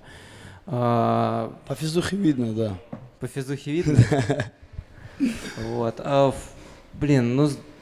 Вы оба хороши. Я тебя видел, я тебя тоже давно знаю, мы в принципе на турнирах виделись. Да. Вот. Ты хороший, сильный спортсмен, и ваш бой это будет заглядение, поэтому будет приятно посмотреть. В углу не буду, потому что, наверное, буду если только с трибун смотреть. А там Валера сам выберет, кто у него в углу будет. Все, спасибо. Я все больше вот сейчас начинаю убеждаться, что база улицы — это ложь. Тут Влад тебя видел, ты хороший спортсмен. Это замануха такая. Замануха такая. Есть еще вопросы у нас к этой паре? Вон сзади там. Всех еще раз приветствую. Дэн, после прошлого боя ты думал, что может не стоит продолжать, и в этом бою коэффициенты равные на вас. Что движет тобой? Ты побеждал уже Валеру, реванш. Что движет именно тобой? Валера, понятно, у него чисто человеческое желание отомстить. Что движет тобой? Неправильно вопрос ты задал. А как надо было? Как нужно? Перефразируй, Да, перефразируй его как-нибудь. Нет, ты за него перефразируй, если ты уж так влез в У разговор. меня нету никакого дикого желания там отомстить. Просто мне дали соперника, и все. Без проблем. Но все равно вопрос к Дэну. Дэн, что движет тобой? Когда мне позвонили, мне сказали: с Валерой, как ты смотришь на этот бой? Я говорю, я не хочу. Вот если он скажет то, что у него есть желание, мне придется. Мне сказали, что Валера дал добро. А мне сказали, что у тебя даже спрашивать не будут, что ты в хорошей форме и готов выскочить. С меня все-таки спросили, и я сказал только, что скажет Валера. Если он скажет да, я поинтересовались, да.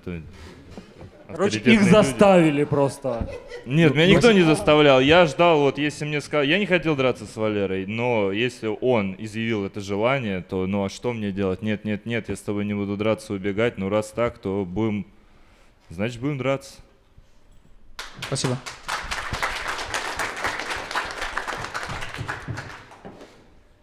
Отлично, я думаю, на этом симбиозе Денисов-Валер можно перейти к следующему бою. Давайте подберемся к соглавному событию этого вечера. Бой весовой категории до 94 килограмм, где скользкий уличный боец встретится с жестким нокаутером. И у меня первый вопрос к Максу. Макс, я у тебя в Инстаграме увидел, что ты начал карьеру или продолжил профессионального футболиста. Я хотел бы узнать, на какой позиции ты играешь, и не было предложений или из премьер-лиги, или, может, из Европы? Конечно, было. А какие клубы предлагали? Пока только Торопчанин. Ты на какой позиции играешь там? Нападающий. Сколько уже забил голов? 5. Это за какой срок? 5 игр.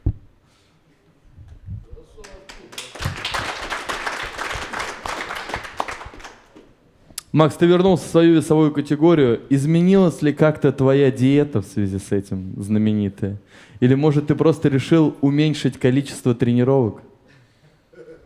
Да нет, просто здесь вообще нормально, можно не скидывать вес. Это мой вес, как я пришел сюда в 94, так я здесь и останусь, я думаю. У тебя вроде никогда проблем с весогонкой не было. Ты магическим образом, об этом легенды ходят в Тудоге, как ты вес гонял. На самом деле это все равно как-то... Я неправильно сгоняю, это не мой вес. Это вот здесь, это мой вес. Так что... Увидим старого Макса ВДВ или нового? Да. Старого-нового. Нового-старого.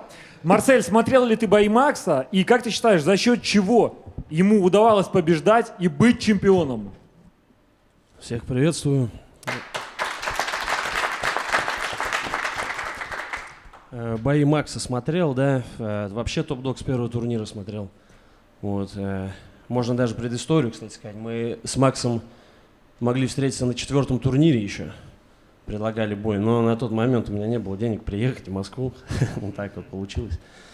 И бой отложился до 15-го, получается. Вот, как бы все равно судьба свела. Парень на самом деле, может, возможно, даже природно одарен какими-то качествами в боях. Хорошо двигается на ногах, может, футбол этому поспособствовал. Как бы такой чувствительный, дистанцию чувствует. Вот, поэтому этого, видимо, в определенный момент хватило, чтобы получить перстень, заветный золотой перстень на 2 пальца. В принципе, вот так. Если он был чемпионом, это не просто так, значит, человек не просто уличный какой-то, который машет там из-под жопы руками, это не про него, скорее всего. Поэтому парень довольно-таки серьезный. У нас есть вопрос от незнакомца. Макс, какого цвета у тебя будет капа в этом бою?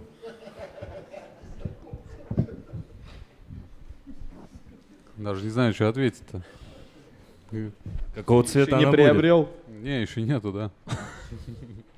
А как, вот если нет капы, ты не спаррингуешься? Вот это четкий вопрос, да, кстати. Если... Без капы. Без капы? Да. А вот тренировки как проходят?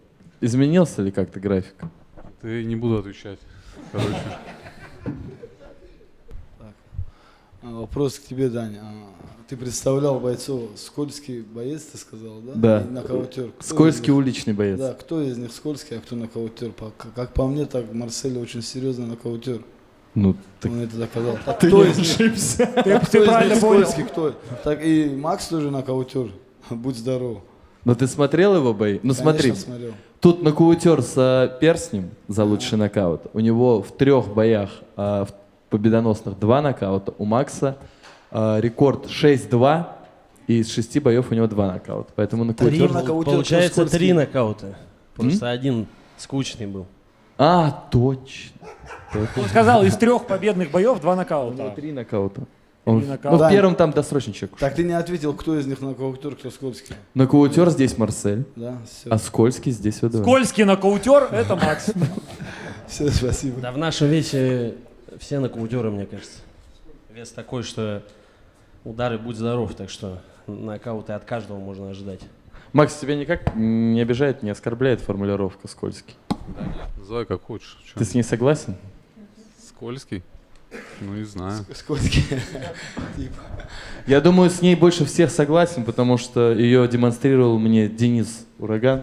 Он рассказывал мне о том, что у тебя очень... Он даже показывал нам ее тут и на дрейне, что у тебя исключительная необычная техника и чувство. Еще можно вопрос? Да, да. Конечно. Марсель, брат, салам алейкум. Алейкум салам. Хотел узнать, как твоя подготовка проходит. Я вот смотрю, ты сейчас в очень хорошей форме, выглядишь очень хорошо. В костюме спортивном. Костюм красивый. Да как обычно, на самом деле, ни нововведений нет, так сказать. Ну так, может, чуть-чуть маленькие погрешности убираем. Вот, а так устал уже тренироваться, если честно, уже. Ну, пашешь. Уже, ну, пашу, да. Попахиваю. Да, попахиваю. Попахиваю. Всё. Я Суланбек, есть что? Все знают. Так, у меня 2 вопроса. Марсель, мы от тебя будем ждать такой же нокаут года? Макс, что ты на этот бой придумал? Есть какой-нибудь план интересный, что-нибудь? Увидим мы новенькое. Интересный план. Так и Но я не про расскажу. тот план говорю, как вы думаете? На самом деле плана нет, буду работать как работать. Ну, чуть посмотрел бои. Ну, то есть я всегда смотрел бои, все смотрю, в Марселе все бои смотрел. Ну, парень хорошо работает по этажам, через руку постоянно бьет. Ну, так, взял на заметку себе. Вот. Короче, обычная работа 2 номер, да? Как обычно? Да нет, я чуть-чуть поменял стиль, чуть-чуть.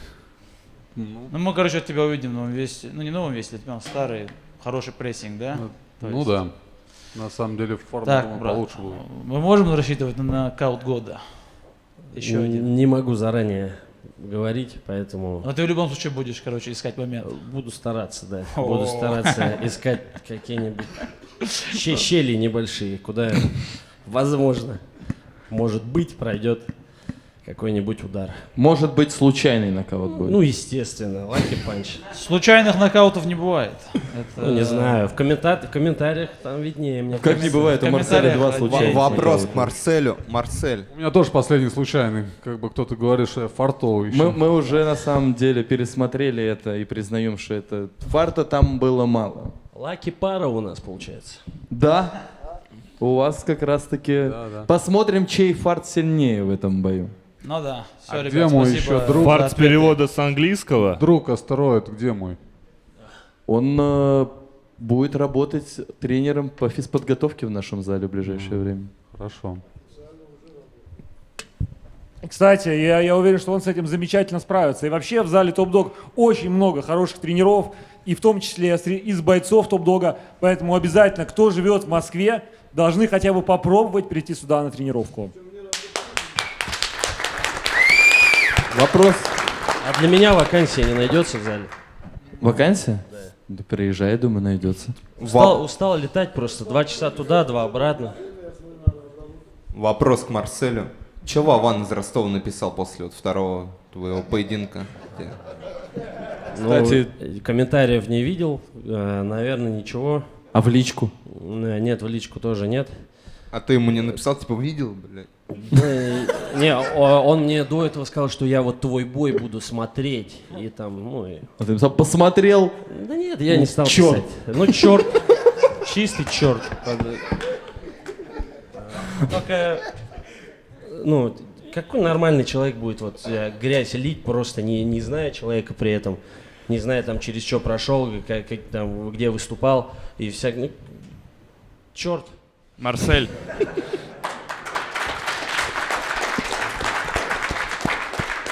Марсель, не знаю, прикол это или нет, но я видел в комментариях под тем боем, что за типа «Привет, Марсель, я тот самый Вова из Ростова, поперхнулся пивом во время твоих слов, типа извини, я был неправ». Честно, на ютубе лежит этот комментарий под боем. Не видел этот комментарий. Ну, не знаю, может быть, может просто ребята шутят. Там уже много появилось, кстати, аккаунтов Вова из Ростова. Уже нет, не прощаю. И злопамятный я человек, признаюсь. Вот, хотелось бы немножко физический урон нанести ему тоже, конечно. Ну ладно, тут думаю, ну я думаю, да, тут даже если дотронешься, скорее всего, будет какая-нибудь записка в кое-какие места. Ну ладно, оставим Вову из Ростова, ему и так уже слишком много славы перепадает. Он хайпует так-то на ровном месте, получается, вообще. Да, То есть, не выходя ты ему не это выходя даешь. из комнаты. Марсель, ты добрый парень, так что умей прощать. Понимаешь? Да, кстати, Колян мне философские мысли подкинул, поэтому, да, не буду больше агрессировать. Постараюсь, по крайней мере, зарекаться не буду, конечно. Ну, Марселю Ханову вопрос. А кто твой тренер? Но который тебе прям вот школу дал, вот от кого, ну, база? Началось все с детства. Первый тренер, Царство Небесное, это Петров Павел Викторович. Тренер старой школы, так сказать, вот СССРовской, советской. Я пробью, посмотрю, я просто... Вот, и, ну, также, даже не второй, можно сказать, также первый тренер, это Велигодский Олег Валерьевич. Вот, тоже очень хороший тренер. Оба они очень, ну, внесли, так сказать, все, что вы видели, в принципе, они это дали. Хотя должной подготовки, как, например, раньше боксировал, ее таковой нету вообще. Если была подготовка, может быть, и что покрасивее показал, не знаю. Второй вопрос. Ты вот заряжен постоянно на нокаут. Вот, а что если вот найдется, у тебя есть какие-то игровые спарринги? То есть ты работаешь над тем, что если тебе кто-то заставит с ним притянуть все раунды и будет долгая рука? Был такой бой, я же вот проиграл Сергею Макарову. Вот, на то были причины, но бой прошел, итог боя есть, поэтому сейчас... Ты анализы проводишь, да? Конечно. Сейчас сидеть и отмазываться, что то забилось, это забилось, или там чемпионом ехал на бой уже, там, или еще что-то. Вот, то есть проиграл бой, но всю дистанцию прошел, то есть как бы выводы сделали, подкорректировали, что, в принципе, было видно, наверное, вот в крайнем бою. Поэтому, да, и стараемся исправлять ошибки. Я просто почему интересуюсь, ты второй человек, который меня пугает, и я спускаюсь в 93. Вот так что я думаю, что да, он меня тоже пугает. Имейте в виду, Войсу передайте. Все кабаны в 94, что-то уже, я самый маленький, так, тут еще больше спускаются. У тебя был даже план спуститься. Ну, я думаю, на этой доброй ноте давайте перейдем наконец-то к главному событию грядущего турнира. Бою между двумя международниками по кикбоксингу. Давайте вначале начнем наше знакомство с Павлом. Он вышел очень заряженный и злой, мне показалось. Сейчас уже подуспокоился, подостыл. Расскажи, почему ты бросил вызов Туйнову? Ну, я немного нервничаю, потому что первый раз выступаю на такой большой YouTube-площадке. Вот, у меня были бои до этого, но такого не было. Поддержим Павла. Спасибо.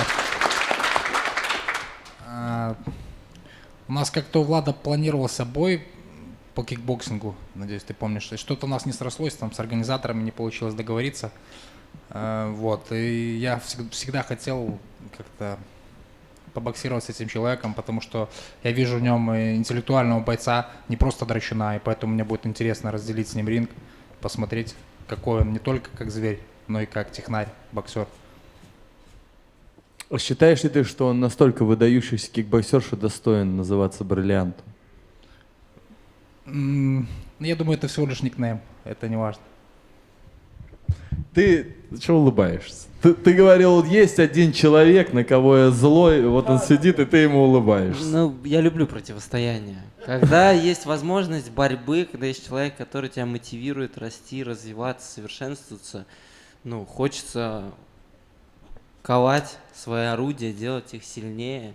Но на этот бой я приехал не один, а приехал я с молотом.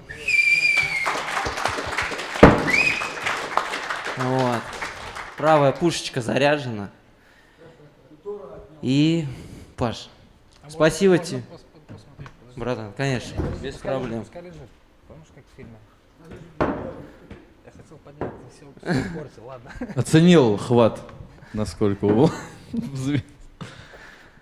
На самом деле я Пашу знаю очень давно. Видел его бои профессиональные по кику. Видел, как он в 2019 году боксировал на чемпионате мира по кикбоксингу в разделе лоу-кик весовой категории 81 килограмм. Это я показываю, что я уже посмотрел и все знаю. Вот. На самом деле, да, бои уже давным-давно отсматриваю. Знал, что можем встретиться по кику, но когда такой поединок попадает на кулачные бои, все любители единоборств должны по-любому прийти и посмотреть, потому что будут пушки разлетаться, лететь осколки, переломы, что только может не быть. Будет очень много крови и очень много зрелища. Поэтому все 16 числа включайте телеканал «Удар», смотрите, наслаждайтесь и не забывайте подогревать свой интерес в Олимбет. Видишь, Денис? Владик с удовольствием разогреет наш бой с Валерой в этот день. Вот почему они будут в главном. Тут сколько людей уже придет и подогреют интерес. У тебя вот чем? Ты вот подогреет интерес к твоему бою? Ты даже не агитировал. Владик сам и подогреет интерес к моему бою. Вот у меня Хорошо. Забыл, что хотел спросить. У меня вопрос вот к обоим бойцам, да. Это будет не кикбокс, и это будет кулачка. И вы как сами, вот вы как вот обои рассчитываете? Вся дистанция пройдет или она закончится раньше, и кто думает, насколько он закончит в первом или во втором, или все-таки будет идти вся дистанция? Как вы оцениваете сами ситуацию? Я бы еще чуть-чуть перефразировал, тут допускается такое. Еще никто с Владом дальше второго раунда не уходил, насколько я помню, у нас, по крайней мере, в топ-доге. И ты вот так вот восхваляешь Павла, давно его смотрел. Как тебе кажется, удастся? Ну, я думаю, немного мне Буха накидывает на меня, как бы. Я надеюсь, ты меня жалеть не будешь, как Максима. Знаешь, вот кулачка, я смотрел твое видео про твоего тренера, про Юру Жуковского, тоже очень хорошо знаю, крутой дядька. Я, на самом У меня деле... сейчас все поменялось в тренерском составе давно. Я понял. Ну, учился на его боях, на самом деле, когда вот W5 выступал. Да, это легенда. Да. Вот ты говорил про ММА перчатки, то, что жестко, да, чуть другое принимать, вот кулачка, вот настраивайся. Прям это совсем Так другое. я настроен, я же 2 боя провел перед тем, чтобы с тобой побоксировать. На кулачке? Стал чемпионом мира. Нет, в тонких перчатках. Это же Ну, в ММАшечках, я понял. Да, да, это эмоции получается. Мало того, что спортивно, еще плюс адреналин этот звериный. Я кайфанул, я хочу с тобой это разделить. Все. Проверить. Значит, какой ты зверь. Посмотреть. будет жарко, потому что я готовлюсь на всю дистанцию по выносливости, заряжаюсь максимально, ну, вывожу себя в пик. У меня и в принципе график так получился, то, что я давно не был, да, так возвращаюсь через столько же времени, когда вот дебютировал, да, с Махмудом. На самом деле Паша очень чем-то схож с Махмудом, для меня вот была такая Волосяным близка. покровом. А? Волосяным покровом. Отсутствием. Ну, как Магомед Исмаилов сказал, крутая прическа. Вот, на самом деле схожести есть, есть понимание, на чем ловить, вижу дырки. Хочется увидеть, насколько соберется в кулачку, да, насколько перестроится, какие выводы сделает. Вот. В принципе-то, что, мой арсенал всем понятен, все многие могут посмотреть мои бои. Я очень много рассказывал о том, когда пришел в кулачку, что выделил, что, мне кажется, поможет, что не поможет, что лучше делать. Поэтому я думаю, в принципе, меня несложно выучить, изучить и понять, что я делаю. А там я буду выдавать и пытаться подхватывать. Каждый бой — это приспособление к спортсмену. Поиск дырок. Ты такой лапочка просто. Боже мой, подорожник. Спасибо, братан. Вот тут разговор за дистанцию пошел. Паш, ты тоже на всю дистанцию настраиваешься? Честно, здесь сложно планировать. Ну, я продышу, думаю, 3 раунда налегке, потому что я готовлюсь, ну, максимальный спарринг тяжелый у меня. Вот, поэтому я не думаю, как бой пройдет. Есть определенные заготовки, которые я планирую провести в бою. Вот, как получится, по ходу. Я надеюсь, будет круто. Ну, отлично. Просто у меня вот, пока было это обсуждение, возникла мысль, уже давно мы об этом думали. Тут мы, я полагаю, так и оставим 3 раунда, но если вдруг турнир без чемпионского боя, ввести такое правило, что главный бой должен также длиться 5 раундов. Я готов. Ну, это не обязательное условие, там Паша сам пусть решит, готов он или не готов, это вовсе не обязательно это вводить просто как И в целом, да, была такая мысль, что, возможно, кому-то из претендентов это в будущем поможет, чтобы драться уже за титул, чтобы не просто так выходить за титул с чемпионом еще и первый раз на 5 раундов, а чтобы уже был какой-то опыт. Валер, ты готов 5 раундов-то драться? Сейчас готов. Все, отлично, тогда деремся. Да, Паш. Тут не обязательно принимать какие-то решения. Да, я просто закинул о том, что в будущем мы, скорее всего, Я это понял, введем. были условия одни приняты, как бы это без Не, проблем. я и говорю, мы ничего не Можно еще на мечах подраться. Как Не, бы. мы ничего не переделываем. Я говорю, на будущее закидываю. Это я ни к я чему понял, я такому понял. не говорил. Я так понял, мы впервые на турнире Тем на этом более- это попробуем. Нет, Нет, вот Денис с Валерой. Денис с Валерой могут заранее. это. 5-раундовый. Отлично. Еще хочется спросить, раз уж вспомнили про Дениса с Валерой и вообще про Денисов, про ушедший уже бой. Кто твой фаворит в будущем бою Адос Погодин? Сложный вопрос, потому что хочу, чтобы Денис выиграл, чтобы мы разобрались. Да? Но и в то же время Адос — это вот молодой развивающийся проспект, с которым прямо интересно, да, подраться. Ну, побоксировать, провести поединок. Мне он симпатизирует, и он видел мой дебютный нокаут вот за этот перстень как раз, да, и я видел, как он впечатлился, и тогда он прям задумался, что надо напрягаться. И он начал расти, прям безумно расти, 7-мильными шагами, и прям приятно видеть то, что есть конкуренция, она развивается прям вот при твоем существовании в организации. Это очень круто, и я вот кайфану, что с одним, что с другим провести поединок. Но это в дальнейшем. Сейчас надо с Пашей разобраться. Согласен. Паша, раз уж пошел разговор за наших иных бойцов, смотрел ли ты вообще бои Топ-Дог, и есть ли бойцы, которых ты выделил для себя? Честно, Валерия с ребятами как-то вечерком, бывает, собираемся, вот смотрел, мне понравился характер крутой, еще сейчас ты круто говоришь, то есть молодец, видно стержень такой. Да, конкретно тебя. Вот. Я с каждой конференции расту в разговоре. Нет, чувствуется именно уверенность, характер такой, я это ценю в людях. Перехвалили.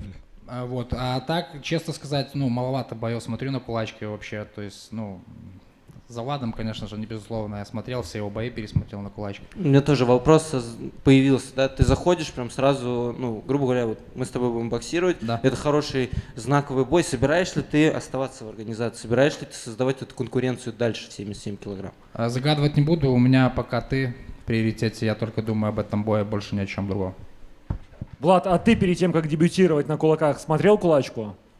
Да, и все 77 отсмотрел, все 70 отсмотрел, и, ну, 68, вот 64, 65, вот фу, 64 все просмотрел, а вот за 80 больших парней я, честно, не отсматривал, потому что... Там есть один.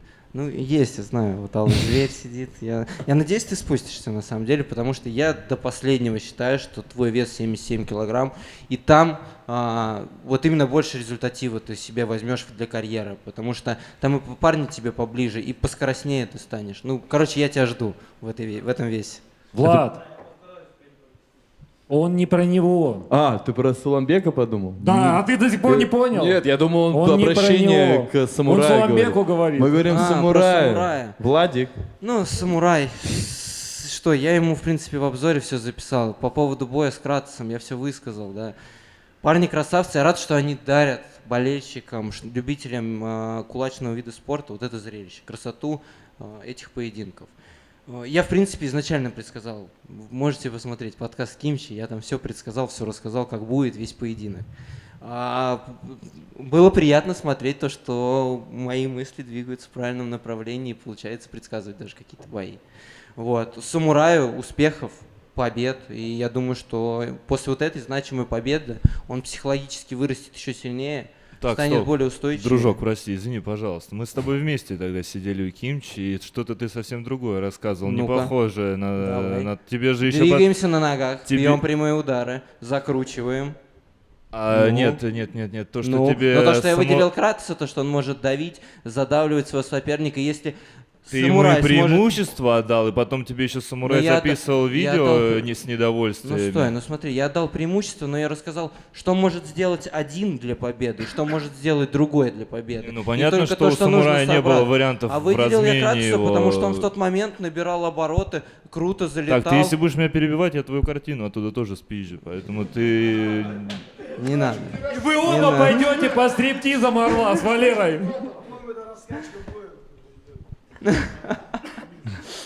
Не, ну и просто как бы в том моменте, даже потом я повторно видео записывал, я рассказал то, что я выделил Кратоса, потому что на тот момент он, в принципе, и психологически, наверное, на всех сильно в дивизионе давил, да, морально передавливал тем, то, что он сильнее, такой мощный, физически одаренный, идет вперед. И еще возрастной с опытом. Но я тебе говорю о том, что я предсказал, что самурай может сделать для победы. И так Не, же ну там Кратос. понятно, что на дистанции либо ты его удержишь, но и я про то, что мне показалось, ты сказал, как будто ты предсказывал то, что выиграет самурай, вот о чем. Нет, ну как бы это просто и в том плане, кто слушал внимательно, они могли увидеть то, что я никого не хотел обидеть. Я и одному вроде бы Я добрых слов понимаю. сказал, и другому. Просто то, что я выделил, я не понимаю вот этих обид, как бы то, что вот он выделил одного, но это мое мнение. Даже если оно субъективное, докажи мне иную позицию, да. Докажи то, что ты можешь выиграть безукоризненно. И все, и у меня не будет вопросов. Суламбек. Так, Влад, у меня к тебе вопрос. Слушай, когда был у тебя первый бой, ты же титулованный кикбоксер, получается. Какие были первые ощущения, когда выходил после вот больших перчаток? Это, конечно, заезженный вопрос, но какие были вообще эмоции, ощущения? Мне интересно вот. Ну, так получилось то, что когда начали смотреть кулачку и появилось понимание, что пойдем в кулачку, сразу начали работать голыми руками. Я понял то, что это все, это нету вот этих больших перчаток, нет ударов без ножа, все удары должны быть точные, без провалов, чтобы тебя было сложно подловить. Просто начали делать правильную работу, наработку и работа по целям. Ну, как он работа по целям? Цифры по мешку, лапы более уменьшенные, мячи на реакцию. Уклоны также мы начали работать от более мелких предметов. Уже меньше палок, это больше мячики для того, чтобы ты имитировал кулак. А что было из этого самое сложное? То есть что ты, прямо тебе было непривычно в первую очередь? Блин, честно, все было несложно, все было легко. Во время боя просто было больше фокусировки, от чего я кайфанул. То, что там я вообще не почувствовал момента того, что я не контролирую этот процесс. Для 77 довольно скоростной. Это с чем связано? Раньше в 70 дрался, Да? в Глоре в 70 боксировал, сушил на самом деле много. И почему поднялся выше? Потому что сложно было падать. Я тоже 95 весил когда-то бывало. Вот когда в Глоре как раз боксировал. Понимаю. И пошел выше, ну, во-первых, и чувствую себя лучше, да, вот, потому что уже собственные мышцы жечь, ну, не самое хорошее для своего тела. Вот, остаюсь в лучшей физической готовности и подвожу свой организм в пик для того, чтобы выстреливать. А теперь у меня вопрос к Павелу. Слушай, Паш, у вас, как считаешь, как бой пройдет? Это будет что-то из серии кикбоксинг, или мы увидим, как кикбоксеры покажут хорошую кулачку? То есть какой-нибудь, не знаю. Это будет классический бокс, возможно, с моментами уличной драки. Да? Хорошо, спасибо. Прям охарактеризовал Ладно, топ-топ, на самом ребятам деле, желаю Павел. провести хороший бой, желательно без травм. Все, удачи. Спасибо. Спасибо большое. Имин. Вопрос такой, Павлу. Вот ты сказал, классический бокс, да, будет. Практиковал, может, специально в качестве подготовки голыми кулаками по телу, там, по правилам Кокюсин, что тебя били голыми Я кулаками? думал, спросишь, возле магазина тренировался? Нет, не было. То есть ты не принимал голыми кулаками удары по телу, правильно?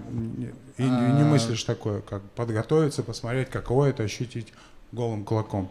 Это будет, вот уже подходит то время, за 2 недели.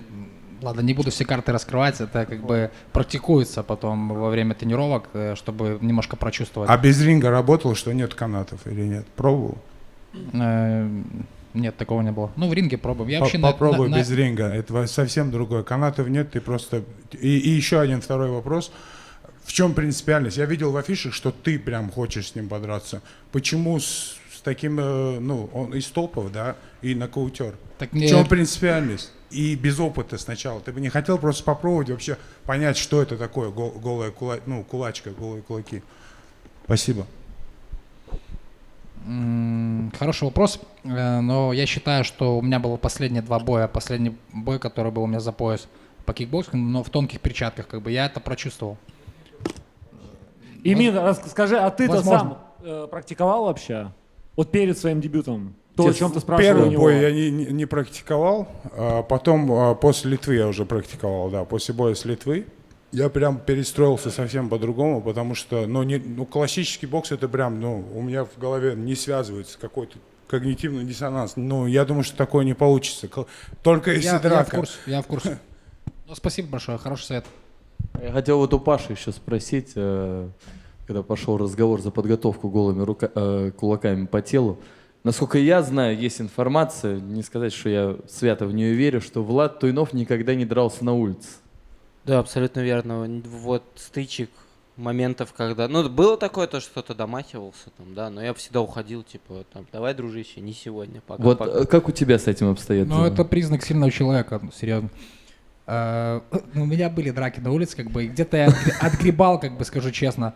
В свое время, в студенческие годы, я работал в охране, и как бы там я насмотрелся такого многого. Приходилось где-то участвовать в этом.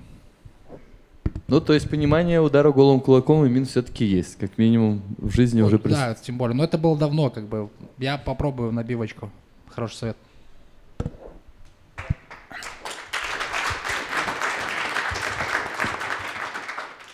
Вопрос к Владу. Бля, забыл вопрос, прикинь. Давай, пока Денис задаст. Паш, на первом скале сидеть. Во-первых, поздравляю. Я здесь, Паш.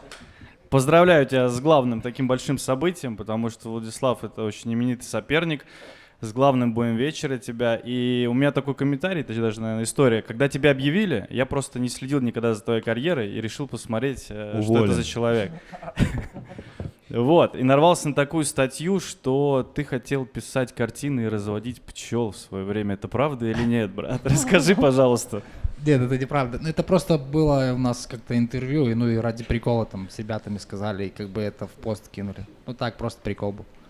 У нас Чибис разводит пчел.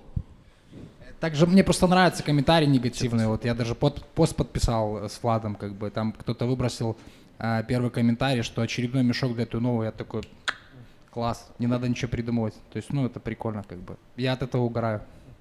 И завершающий вопрос. Ты выбрал бой с Туйновым или Топ-Дог тебе симпатизирует? Если да, то за что? Почему Топ-Дог? В топ-дог было, честно сказать, тяжело попасть. Мне спасибо большое пацанам с Москвы, ну, они белорусы сами. Они как-то, ну, договорились, смогли договориться и выйти именно на этот бой. Вот. И я очень рад, что меня пригласили именно в эту организацию и именно с Владиславом побоксировать. Спасибо.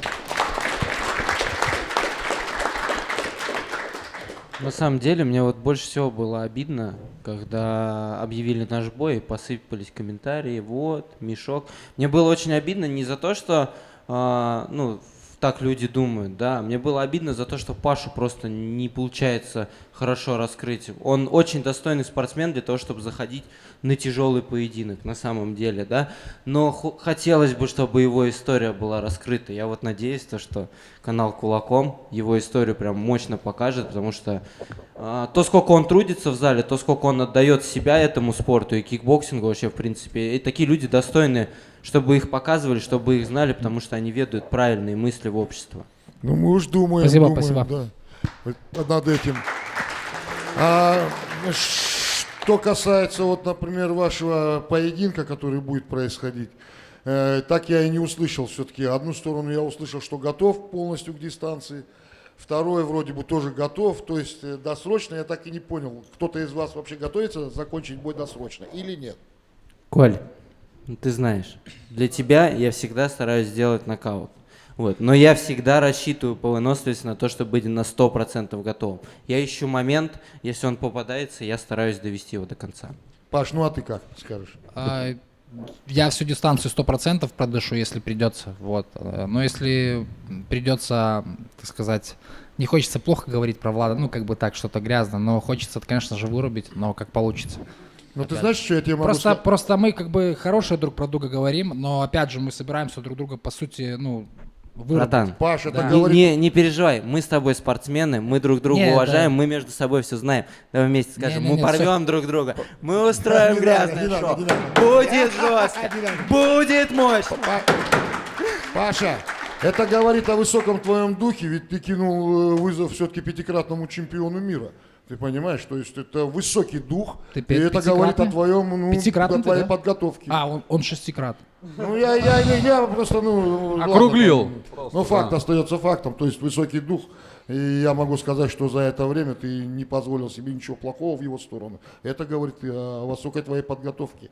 Я вообще буду доволен лицезреть ваш бой, конечно. Спасибо, ребята. Интересно. Паша, вот у меня еще вопрос. Есть разница, если да, то какая между кикбоксером в России, кикбоксингом в России и в Беларуси? И равен ли мастер спорта России и мастеру спорта Беларуси по кикбоксингу? На любительских соревнованиях мы постоянно конкурируем с русскими бойцами. То есть не хочу ничего сказать плохого. У нас очень хорошая школа по кикбоксингу в Беларуси. Вот, все очень крутые спортсмены, я с ними общаюсь, то есть, ну, беру с них пример, в том числе вот Юрий Жуковский, с которым я вместе занимался в зале. Вот, я думаю, то же самое Влад скажет. Равен, я так понял. Ну и на этой братской ноте я предлагаю закончить с разговорной частью и перейти к битве взглядов. Ну а чтобы повысить градус до предела и пощекотать свои нервы, вы можете воспользоваться удобным приложением Олимбет, зарядив монету на своего бойца. И сделать вы это можете не только в преддверии турнира, но и во время него. Ну а сейчас самое интересное, мы переходим к face-to-face. Битва тяжеловесов. Имин Немой, Олег Фомич.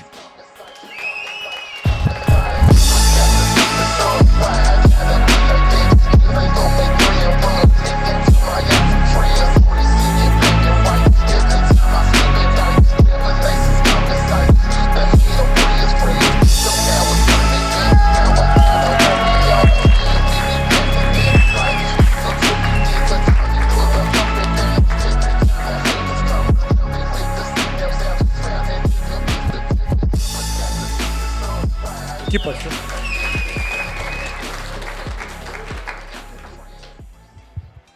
Кровавая баня. Король Артур, Алый Зверь.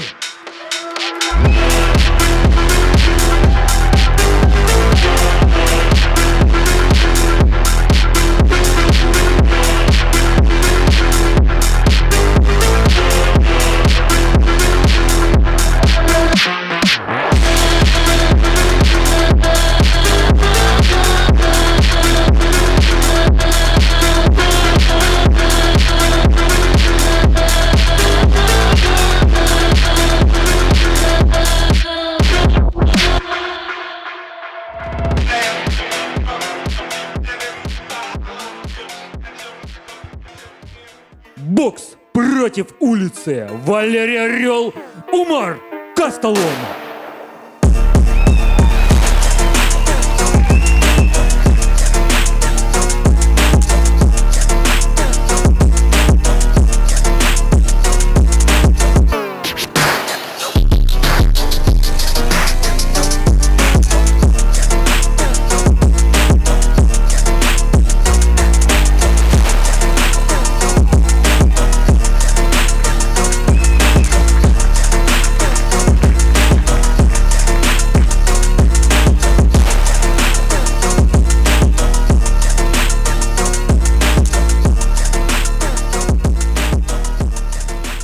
Два топа. Алексей Мельник и Евгений Шиша.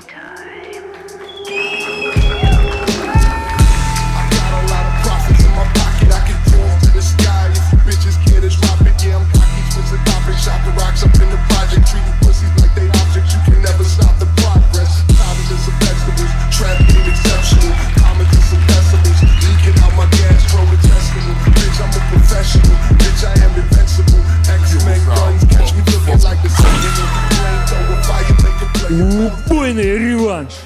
Валера Заботин, Денис Ураган.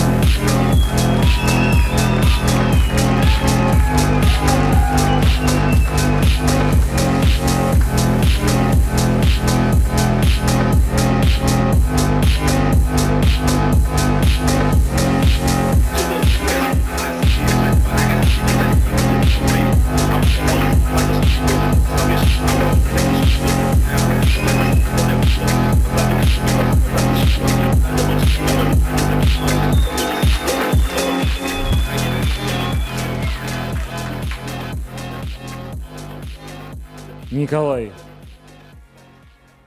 Талант против жесткости. Макс ВДВ, Марсель Ханов.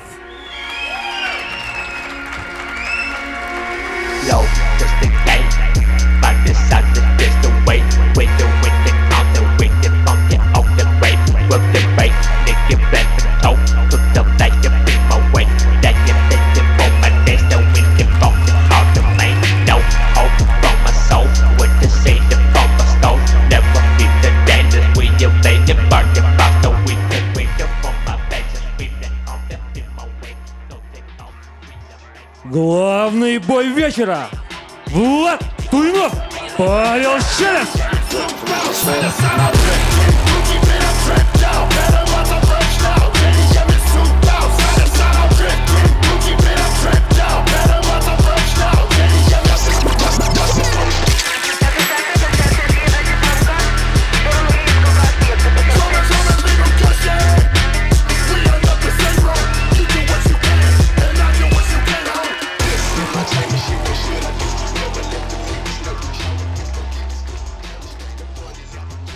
Спасибо, ребята, эту конференцию вы сделали вместе с нами, и она была отличной.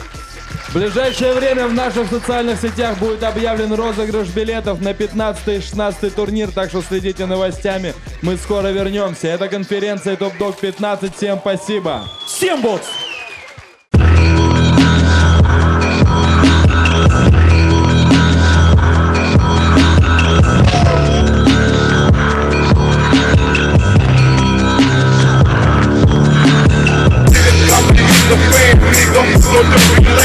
I got the brother doing this thing, like stop, and when the sleep I blow my face, if they shit for me, my time is calm, so ahead and they feel fucking calm. Walked in the back and said, welcome to Vietnam. Ain't no way do you have them hoes under control. It's like they told, put their head in the toilet bowl. And do it down so I can find myself in the weapon. Fuck the police, watch the creep with this shit stepping. One of the hostages scream, pull up my back. They take the front door, they might get kicked on the ass. Boom, boom, yeah, welcome to Vietnam. Boom, boom, yeah, welcome to Vietnam. Boom, boom,